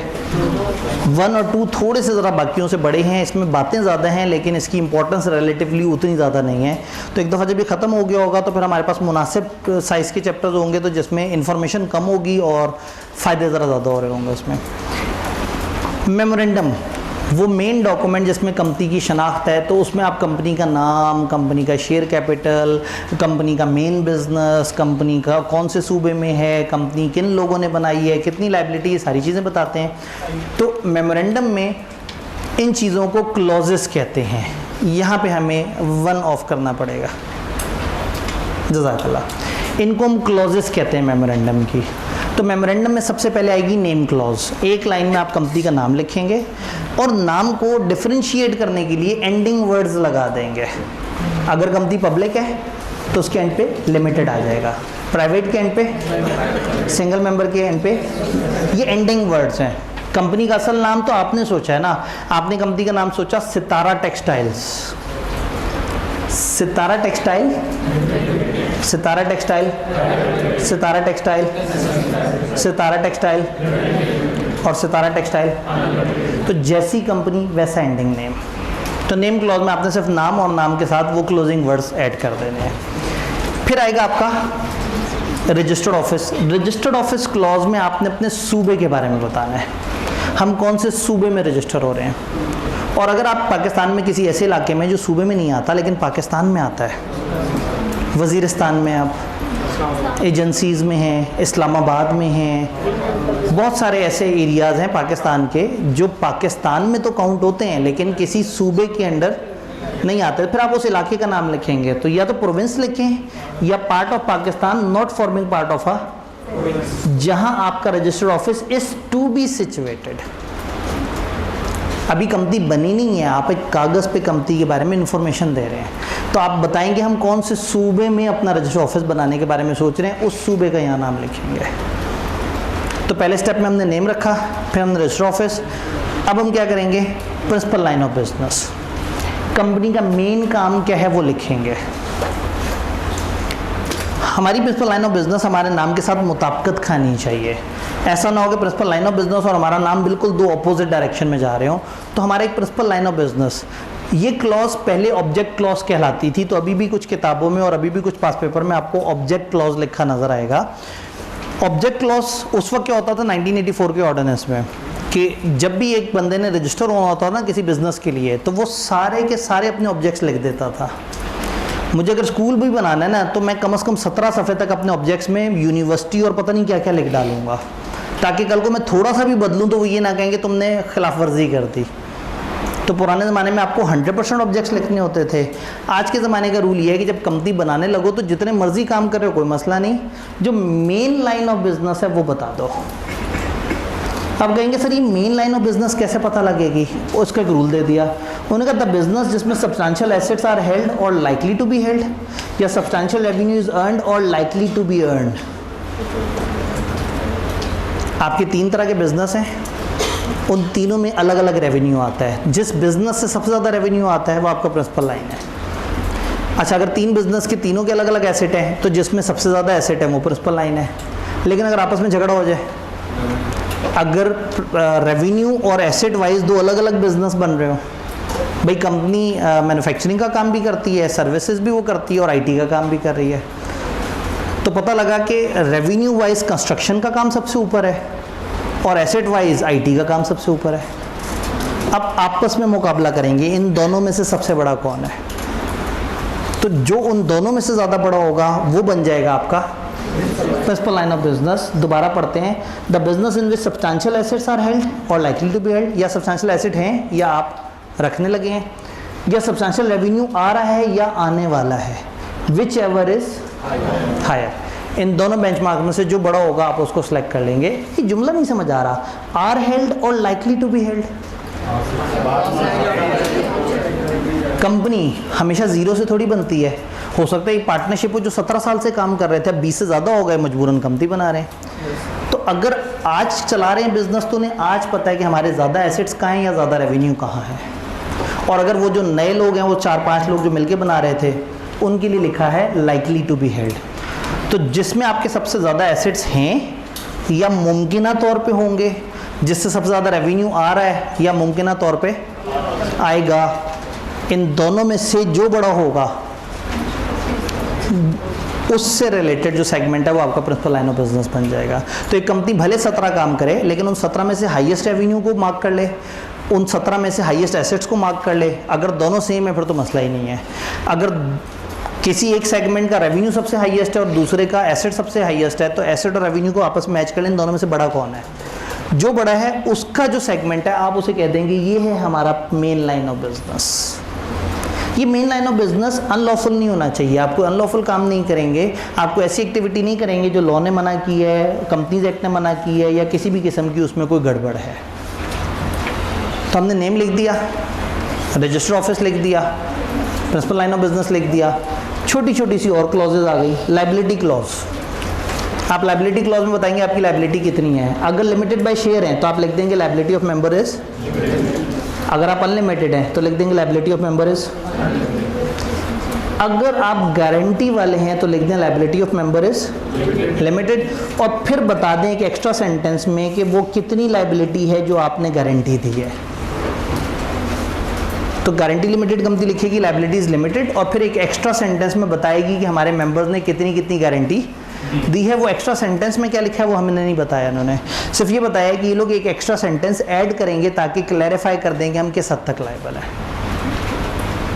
ये क्लॉज समझ आई?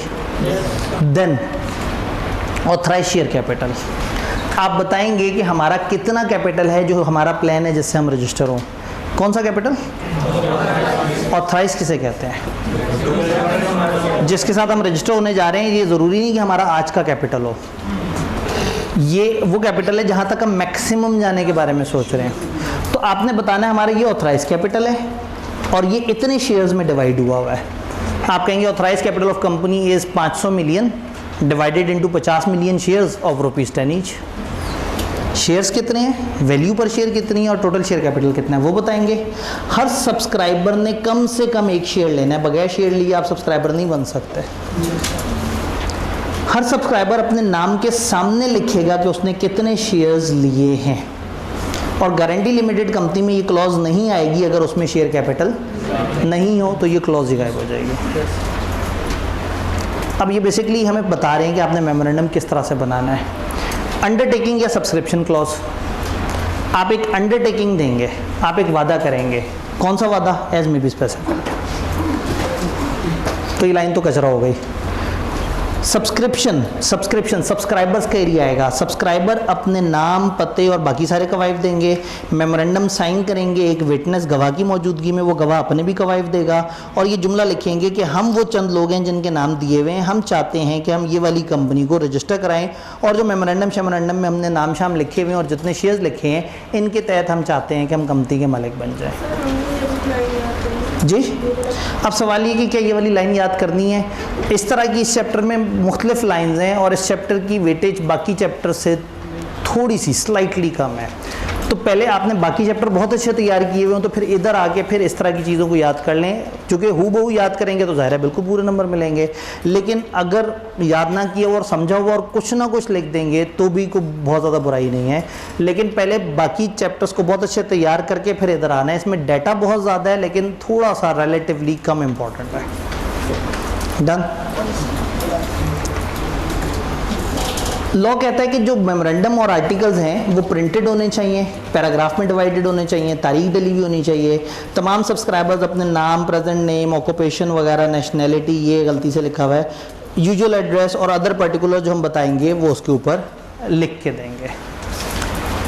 अब मेमोरेंडम बनता कैसे वो हमारे सिलेबस में है, लेकिन असल मेमोरेंडम की शक्ल हमारे सिलेबस में नहीं है।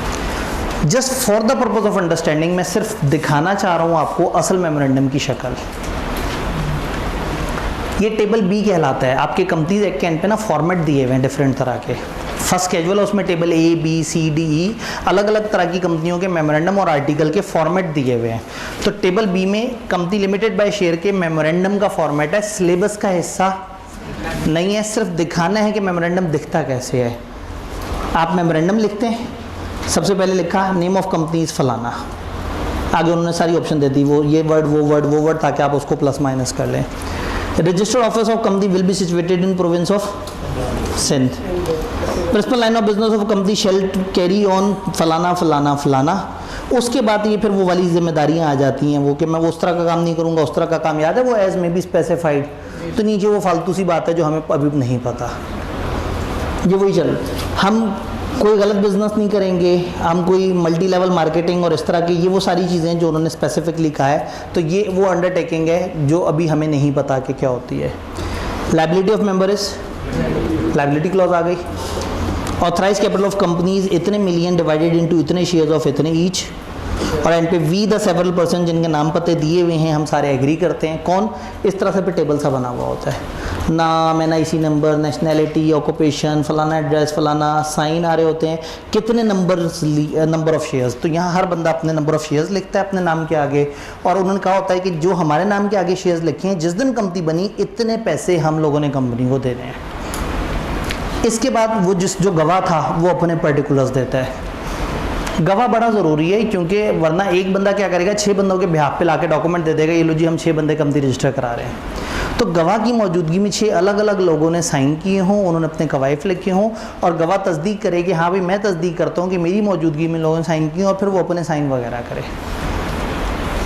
और ये विटनेस भी फिर अच्छे कैलिबर का होना चाहिए। हमारे सिलेबस में इसकी क्वालिफिकेशन नहीं है, लेकिन ये एक तगड़ा बंदा होता है। डन। मेमोरेंडम बन गया, चेहरे भी बन गए और मेमोरेंडम भी बन गया। हाँ जी, थोड़ा सा सांस ले लें, सवाल पूछ लें, थोड़ी सी देर की लाइट ओपन कर लेते हैं। 1-3 आज 40 पे स्टार्ट होनी थी ना, तो अभी तो 1 घंटा हुआ है, अभी तो 15 मिनट अभी भी रहते हैं जी। जी ख़त्म नहीं हुआ, मैं सिर्फ थोड़ा सांस लेने का मौका दी जी। सब्सक्राइबर कम से कम 1 शेयर लेगा हैविंग शेयर कैपिटल में। जी तो मैं ये पूछ रहा हूँ उसकी जो शेयर होल्डिंग है कंपनी में, जो शेयर है जी, शेयर की बुनियाद पर डिसाइड होगा जी। शेयर होल्डिंग मेमोरेंडम में जो उसने बताया है कि मैं इतने शेयर लूँगा उसकी बेस पे डिसाइड होगा। एक्स्ट्रा नहीं शेयर होल्डिंग के 20% नहीं, वो 20% लेने के लिए उसको उतने शेयर लेने पड़ेंगे और उतने शेयर पहले दिन लेने पड़ेंगे और पहले दिन मेमोरेंडम पे लिखना पड़ेगा। जैसे हम किसी डायरेक्टर वगैरह को ये ऑफर करते हैं कि आप हमारी कंपनी में ठीक है आपको इतने % शेयर हम वैसे दे दें। जी। इन्होंने कहा कि अगर हम कल को किसी डायरेक्टर को बुला के अपनी कंपनी के कुछ शेयर दें या इस तरह से, तो वो क्या प्रोसेस होगा ये जहन में रखना है। आज हम क्या पढ़ रहे हैं, कंपनी बनेगी कैसे। हम बहुत आगे की बातें नहीं सोच रहे, हम देख रहे हैं कि कंपनी बनाते वक्त हम क्या कर रहे हैं। अभी ये बनाते वक्त लोगों ने शेयर लिखे हैं, आगे चल के जो होगा वो एक और चैप्टर में देख लेंगे। मैं ये पूछूं बनाते हुए ऐसे नहीं दे सकते कि वो 1 शेयर के देते और वैसे कि ये ज़रा कॉम्पिटेंट बंदा है तो हम इस वजह से इसको ज़्यादा शेयर होल्डिंग दे सकते। देखिए, बनाते हुए अगर आप कह रहे हैं ये कॉम्पिटेंट बंदा है इसको ज़्यादा शेयर होल्डिंग दे, तो जिसको जितनी शेयर होल्डिंग देनी है उससे उतने पैसे लेने हैं। गेम कमर्शियल है, जो ज़्यादा पैसे देगा वो बड़ा शेयर होल्डर है, जो कम पैसे देगा वो कम शेयर होल्डर है। और ये पहले दिन बता देना मेमोरेंडम पे लिख के कि ये बंदा इतने इतने शेयर लेके जाएगा। हाँ जी, एक आध और सवाल ताकि आप मीनवाइल थोड़े से फ्रेश हो जाए। जी जी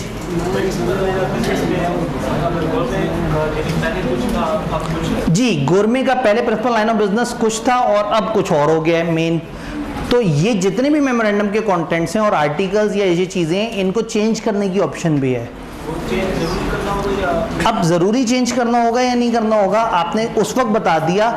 अगर आपके नाम से क्लैश आ गया, गोरमे का नाम है गोरमे बेकर्स और गोरमे इस वक्त फार्मेसी में बहुत आगे चला गया, फर्नीचर में बहुत आगे चला गया, तो अब अगर आपका मेन लाइन फर्नीचर हो चुका है तो नाम से मुताबिकत नहीं रही, तो या नाम बदलना पड़ेगा या principal line of business update करवानी पड़ेगी कि ये चेंज हो गई है।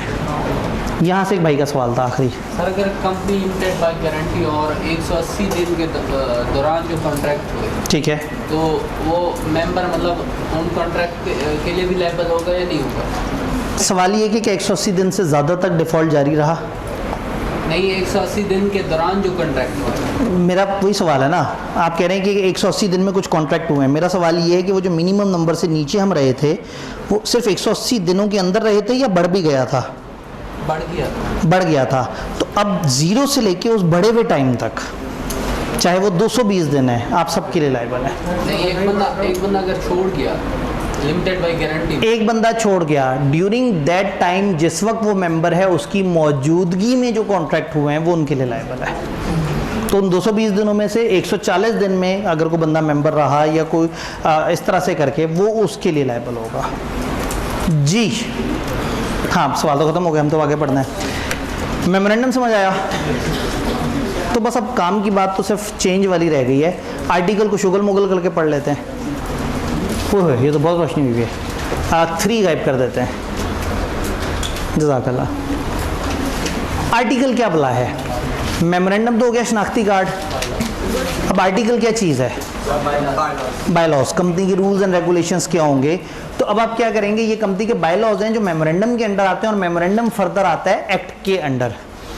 तो फिर किताब ये कहती है कि कंपनीज एक्ट के अगेंस्ट आप नहीं आएंगे। मेमोरेंडम, आर्टिकल, कॉन्ट्रैक्ट, रेजोल्यूशन, कोई भी चीज़ कभी भी मेमोरेंडम एक्ट के अगेंस्ट नहीं आएगी, और अगर आएगी तो तबाह हो जाएगी, वॉइड हो जाएगा। आपने अपने मेमोरेंडम में 2 ऐसी लाइनें लिखी हैं जो कंपनीज एक्ट के खिलाफ हैं, आपका पूरा मेमोरेंडम वैलिड है सिवाय उन 2 लाइनों के। आपके आर्टिकल में 5 लाइनें गलत हैं, वो नहीं फॉलो होंगी। आपकी रेजोल्यूशन में झूठी बात है। आपका कोई भी डॉक्यूमेंट कंपनीज एक्ट के अगेंस्ट नहीं होगा। कंपनीज एक्ट हमेशा उसे ओवरराइड करता है। ये सबसे आखिरी सफ़े पे वाली इंफॉर्मेशन आ रही होती है। अब कंपनी ने आर्टिकल्स बनाने हैं, ये मुश्किल हो गया मामला।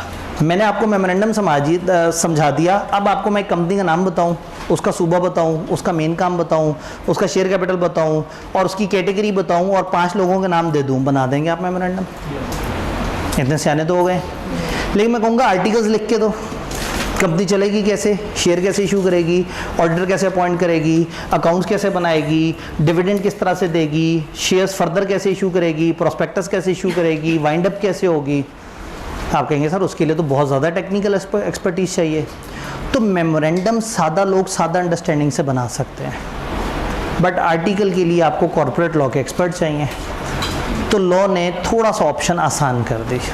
लॉ ने लोगों को मौका दे दिया कि जो भी कंपनी बनाना चाह रहा है या तो अपने आर्टिकल बना के रजिस्टर कराए, नहीं तो टेबल ए एडॉप्ट कर ले। कंपनीज एक्ट के एंड पे स्केजुअल्स, तो फर्स्ट स्केजुअल में एक टेबल है, टेबल ए। जैसे अभी हमने टेबल बी नहीं देखा फॉर्मेट, टेबल ए फॉर्मेट है आर्टिकल्स का, बना बनाया फॉर्मेट। तो कंपनी लिमिटेड बाय शेयर ने अगर अपने आर्टिकल्स बनाने हैं तो रादर देन कि वो सोच के लिखें, वो कंपनीज एक्ट के एंड पे एक पूरा बना बनाया फॉर्मेट दिया हुआ है, 84 के करीब क्लॉजेज हैं उसमें, वो उठा के छाप ले और कह दे आज से ये हमारा आर्टिकल्स है। इवन जमा कराने की भी ज़रूरत नहीं है, रजिस्ट्रार को मेमोरेंडम जमा कराएं और साथ लिख दें आर्टिकल्स के लिए हम कैसे फॉलो करेंगे, टेबल है। तो ये लिमिटेड बाय शेयर्स के लिए पास दोनों ऑप्शन हैं, लेकिन बाकी कंपनियों के लिए रजिस्ट्रेशन कंपलसरी है।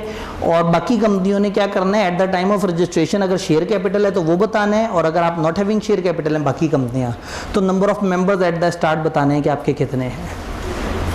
फिर आपके आर्टिकल्स में जितने भी वोटिंग राइट, जो भी आपकी पावर्स वगैरह हैं अलग अलग तरह के शेयर्स की, वो सारी की सारी आर्टिकल्स में लिखी होनी चाहिए। ये बात समझ आई? टेबल ए मिनिमम कंटेंट है जी। अब सवाल ये है कि क्या टेबल ए मिनिमम कंटेंट है? बिल्कुल सही कहा, टेबल ए मिनिमम कंटेंट है। यानी कि अगर मैं टेबल ए फॉलो कर लूँ तो कम से कम वो 84 क्लॉजेस, मैं कहता हूँ मैं अपने आर्टिकल्स बनाऊंगा और मेरे आर्टिकल में 100 बातें लिखी हैं और मैंने 100 में 84 वो तो कवर कर ली और 16 अपनी भी ऐड कर दी, तो अब वो 100 फॉलो होंगी। मैंने 100 लिखी और उन 84 में से 10 बातें मिस कर दी, तो मेरी 100 प्लस वो 10 जो मैंने मिस कर दी मुझे फॉलो करनी पड़ेंगी। इसका मतलब है कि टेबल ए आप ना भी फॉलो करें तो भी कम से कम टेबल ए वाली बातें फॉलो करनी है। तो या तो टेबल ए फॉलो कर लें सबसे आसान, या अपने आर्टिकल्स बना दें जिसमें टेबल ए प्लस सम कंटेंट्स हो। लेकिन अगर आपके और टेबल ए में क्लैश हो तो जहां आपने टेबल ए का पॉइंट मिस कर दिया है वो एप्लीकेबल होगा। तो अब आप ये टेबल ए को या अपने बनाए हुए आर्टिकल्स को जब लेके आएंगे तो इससे काम चल जाएगा। अब सवाल ये है कि टेबल ए में क्या होता है। असूलन यहाँ आई आपको कहना चाहिए था कि टेबल ए में वो होता है जो एज में बी स्पेसिफाइड, बट जालिम जुल्म कर गए और लिस्ट दे डाली। पूरी किताब में मुझे जिस लिस्ट से सबसे ज़्यादा नफ़रत है वो ये लिस्ट है। अगर आपका सी लॉ 99.99% तैयार हो जाए और उसके बाद कहें सर क्या अब याद कर लूँ, तो मैं कहूँगा अब याद कर लें। चूँकि इसमें बहुत सारे ये इसमें क्या किया, उसकी 84 क्लॉजेस का जो टेबल था ना, उसकी हेडिंग्स चंद उठा के यहाँ लिख दें कि इसमें इन चीज़ों का तस्करा होता है। तो मैं आपको ये कहूँगा आपने 3-4 दफ़ा इसे अभी पढ़ना है, सिर्फ पढ़ना है, और जब आप पूरा सिलेबस खत्म कर चुके होंगे तो इनमें से कुछ और अल्फाज की आपको बड़ी अच्छी जानकारी मिल चुकी होगी। जब आप उस वक्त दोबारा देखेंगे तो जहन में कोई 6-8 इतने पॉइंट ज़रूर होंगे कि पेपर में खुदा ना खास्ता सवाल आ गया तो आप लिखें। चैप्टर 1, 2, 5 और 6 की वेटेज है 15 से 20 नंबर की। तो अब आई के आपके पास चैप्टर 2 के लिए नंबर कितने हैं, और फिर चैप्टर 2 में इतनी बातें, मेमोरेंडम, आर्टिकल, उनकी चेंज, नेम, पता नहीं क्या क्या, वो सब छोड़ के अगर आएंगे आर्टिकल के कंटेंट के ऊपर तो बड़ा जुल्म है। तो एक तो यहाँ आने की प्रोबेबिलिटी कम है, और आ जाएँ तो इधर मार्क्स की प्रोबेबिलिटी होगी 5-6 नंबर की। 5-6 नंबर के लिए पूरी लिस्ट पूछना मुनासिब नहीं है।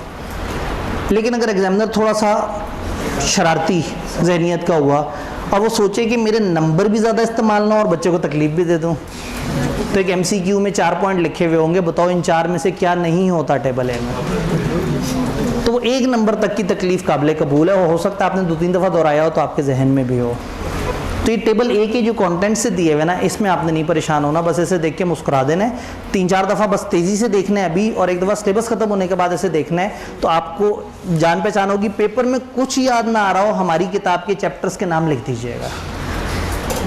Share capital, directors, meetings, winding up, accounts, तो इतना भी काफ़ी है। डिविडेंड चल जाएगा, इन्वेस्टमेंट्स, कुछ ना कुछ गुजारा मुजारा चल जाएगा। कहने का मतलब है मेरी स्ट्रॉन्ग सजेशन ये है कि ये मत याद किया जाए, इस पे एनर्जी ना लगाई जाए। लेकिन अगर आपके पास एनर्जी बची हुई हो, टाइम बचा हुआ हो, तो फिर कर लेने में कोई बुराई नहीं है। तो जिसका टारगेट मेरिट सर्टिफिकेट है उसने लाजमी याद करना है। जो मेरिट से थोड़ा सा भी हल्के पे खेल रहा है वो इसको, और याद की तरफ ना जाए, इसको थोड़ा सा दोहरा लिया करे। तो आर्टिकल समझ आ गए, अब स्टोरी को क्लोज करना है, लेकिन अच्छे तरीके से। इन सारे डॉक्यूमेंट्स में चेंज कैसे आएगी, वो सारे लोग जो कल बहुत ज़्यादा बिला वजह सवाल पूछ के ड्रैग कर रहे थे, आज उन्हें एहसास हो रहा है कि ऐसे नहीं करना चाहिए था। काश हमने कल ऐसे ना किया होता, तो आज सर वो कल वाला थोड़ा सा टॉपिक करा के जब आज शुरू करते तो शायद अब तक हमारी मुक्ति हो चुकी होती। तो एंड की तरफ जाते हैं। इन सारे डॉक्यूमेंट्स में चेंज, डॉक्यूमेंट हमने कौन से पढ़े, मेमोरेंडम, आर्टिकल्स। मेमोरेंडम में क्लॉजेस कितनी पढ़ी हैं, अगर आप गौर से देखें 6-7 हैं। ये जो अंडरटेकिंग क्लॉज, आपको लगता है कि क्या हम चेंज कर सकते हैं? जो अंडरटेकिंग हमने लिखनी अपनी मर्जी से नहीं है, तो चेंज अपनी मर्जी से कैसे करेंगे? फारिग हो गई। सब्सक्रिप्शन क्लॉज, बानी बदल तो नहीं देंगे? आज पता लगे कायद आज़म के नाम पे क्रॉस लगा के लिख दें इमरान खान और शहबाज शरीफ, वो भी नहीं चेंज होने वाले। तो सब्सक्राइबर ने नहीं बदलना। लाइबिलिटी क्लॉज जो आपने लिखा हुआ है, 5 करोड़ पे भी लाइबिलिटी लिमिटेड थी और 15 करोड़ पे भी लाइबिलिटी लिमिटेड है। तो कुछ ऐसी क्लॉजेज हैं जिन्हें चेंज नहीं होना, कुछ ऐसी क्लॉजेज हैं जिन्हें चेंज होना है। इसी तरह से आर्टिकल्स भी चेंज हो सकते हैं। अब किताब ने क्या किया, मेमोरेंडम की जब जब जिस क्लॉज को चेंज करने का जिक्र आया उन्होंने दोबारा से प्रोसेस बताया।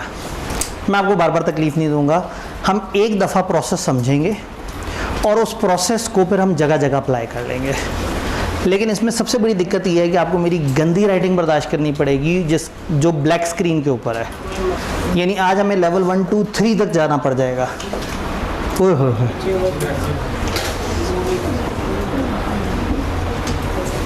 अल्लाह खैर करे। या अल्लाह आपकी आंखों को इतनी हिम्मत दे कि आप समझ सकें कि मैंने क्या लिखा है। मैं साथ साथ थोड़ा सा ट्रांसलेट भी कर दूंगा।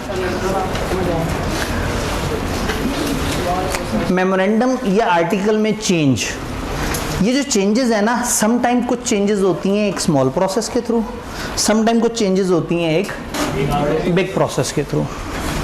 स्मॉल प्रोसेस क्या है? स्मॉल प्रोसेस ये है कि आप एक बड़ी रेजोल्यूशन पास करते हैं, स्पेशल रेजोल्यूशन।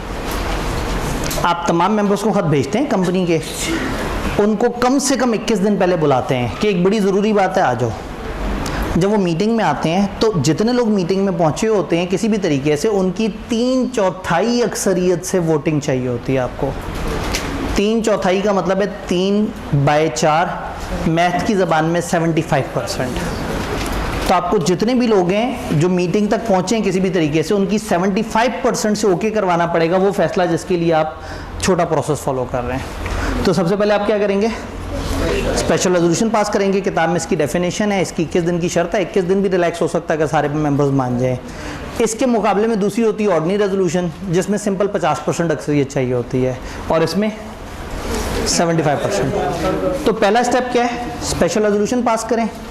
फिर ये स्पेशल रेजोल्यूशन और ये जो बदला हुआ डॉक्यूमेंट है, जो भी आपने डॉक्यूमेंट बदलना है इस प्रोसेस से, हमने कहा ना मेमोरेंडम और आर्टिकल में अलग अलग चीज़ें हैं, ये हम बाद में देखेंगे कौन सी छोटे प्रोसेस से कौन सी बड़े प्रोसेस से। एक दफ़ा प्रोसेस समझ लें। छोटा प्रोसेस क्या है, स्पेशल रेजोल्यूशन पास की,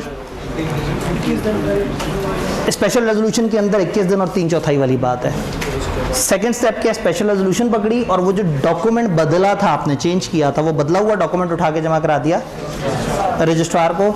रजिस्ट्रार ने एक सर्टिफिकेट ऑफ कंफर्मेशन जारी कर दिया कंपनी को कि हाँ भाई मैंने आपकी चेंज को रिकॉर्ड कर लिया, हो गई चेंज। ये है छोटा प्रोसेस। बड़े प्रोसेस में इजाफी क्या है, इजाफी SCCP है। उसमें आप स्पेशल रेजोल्यूशन पास करें, फिर SCCP को अप्लाई कर देंगे, भाईजान हम एक बड़ी चेंज करने जा रहे हैं। SCCP एक्शंस लेगा, आपके मेंबर से मिलेगा, उनसे पूछेगा कोई मसला तो नहीं, आपके क्रेडिटर से मिलेगा, उनसे पूछेगा कोई मसला तो नहीं, कंपनी से कहेगा कि मुझे NOC दिलवा के दो, आपके मेंबर क्रेडिटर्स को किसी किस्म का कोई दुख नहीं है। जब SCCP को तसल्ली हो जाएगी तो SCCP कंपनी को कंफर्मेशन ऑर्डर देगा और रजिस्ट्रार को भी बता देगा कि हमने इस बड़े प्रोसेस को अप्रूव कर दिया।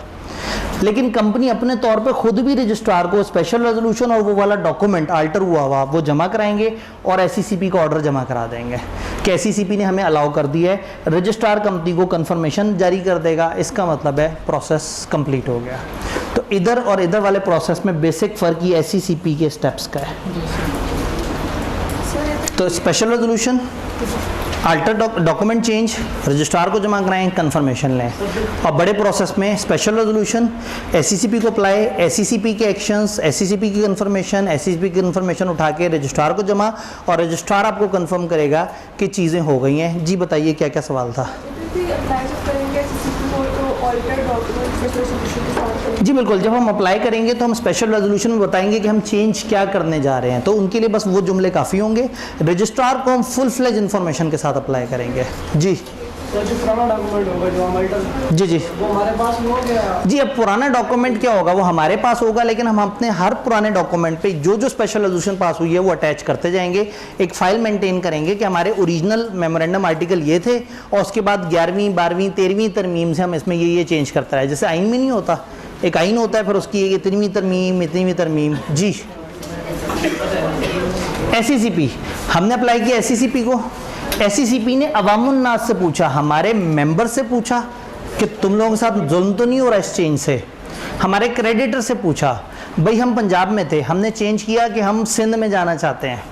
एक क्रेडिटर जो डेली आके पूछता था भाई मेरे पैसों का क्या बना, वो तो परेशान हो जाएगा। हम तो अल्ताफ़ की नगरी में चले गए, वहाँ जाके हमें ये छू भी नहीं सकेगा, तो ये बेचारा तो तंग हो जाएगा। तो हो सकता है ये क्रेडिटर का एक किबला आपने इजाज़त नहीं देनी, ये फनकारी कर रही है, दूर भाग रहे हैं मेरे से। तो क्रेडिटर और मेंबर्स को मुतमईन करेगी कंपनी, तो वो SCCP को तसल्ली देंगे, फिर SCCP हमें इजाज़त देगा। अब ये बड़ा और छोटा प्रोसेस कब कब इस्तेमाल होता है, ये मज़ीद और लाल रंग में लिखा हुआ है। अच्छी भली रंग बिरंगे कमरे में क्लास होनी थी, TV पे क्लास होती इतनी, उधर ये राइटिंग भी अच्छी लगती। चलें कोई बात नहीं। मेमोरेंडम में नेम क्लॉज छोटे प्रोसेस से चेंज होगी। मेमोरेंडम की प्रिंसिपल लाइन ऑफ बिजनेस छोटे प्रोसेस से चेंज होगी। मेमोरेंडम की ऑथराइज शेयर कैपिटल क्लॉज छोटे प्रोसेस से चेंज होगी। आप कहेंगे तो किताब में लिखा नहीं, चैप्टर 5 में लिखा है जो मैंने अभी बता दिया। वाह ओह अच्छा। आर्टिकल छोटे प्रोसेस से चेंज होंगे। आर्टिकल्स में कोई भी चेंज छोटे प्रोसेस से होगी।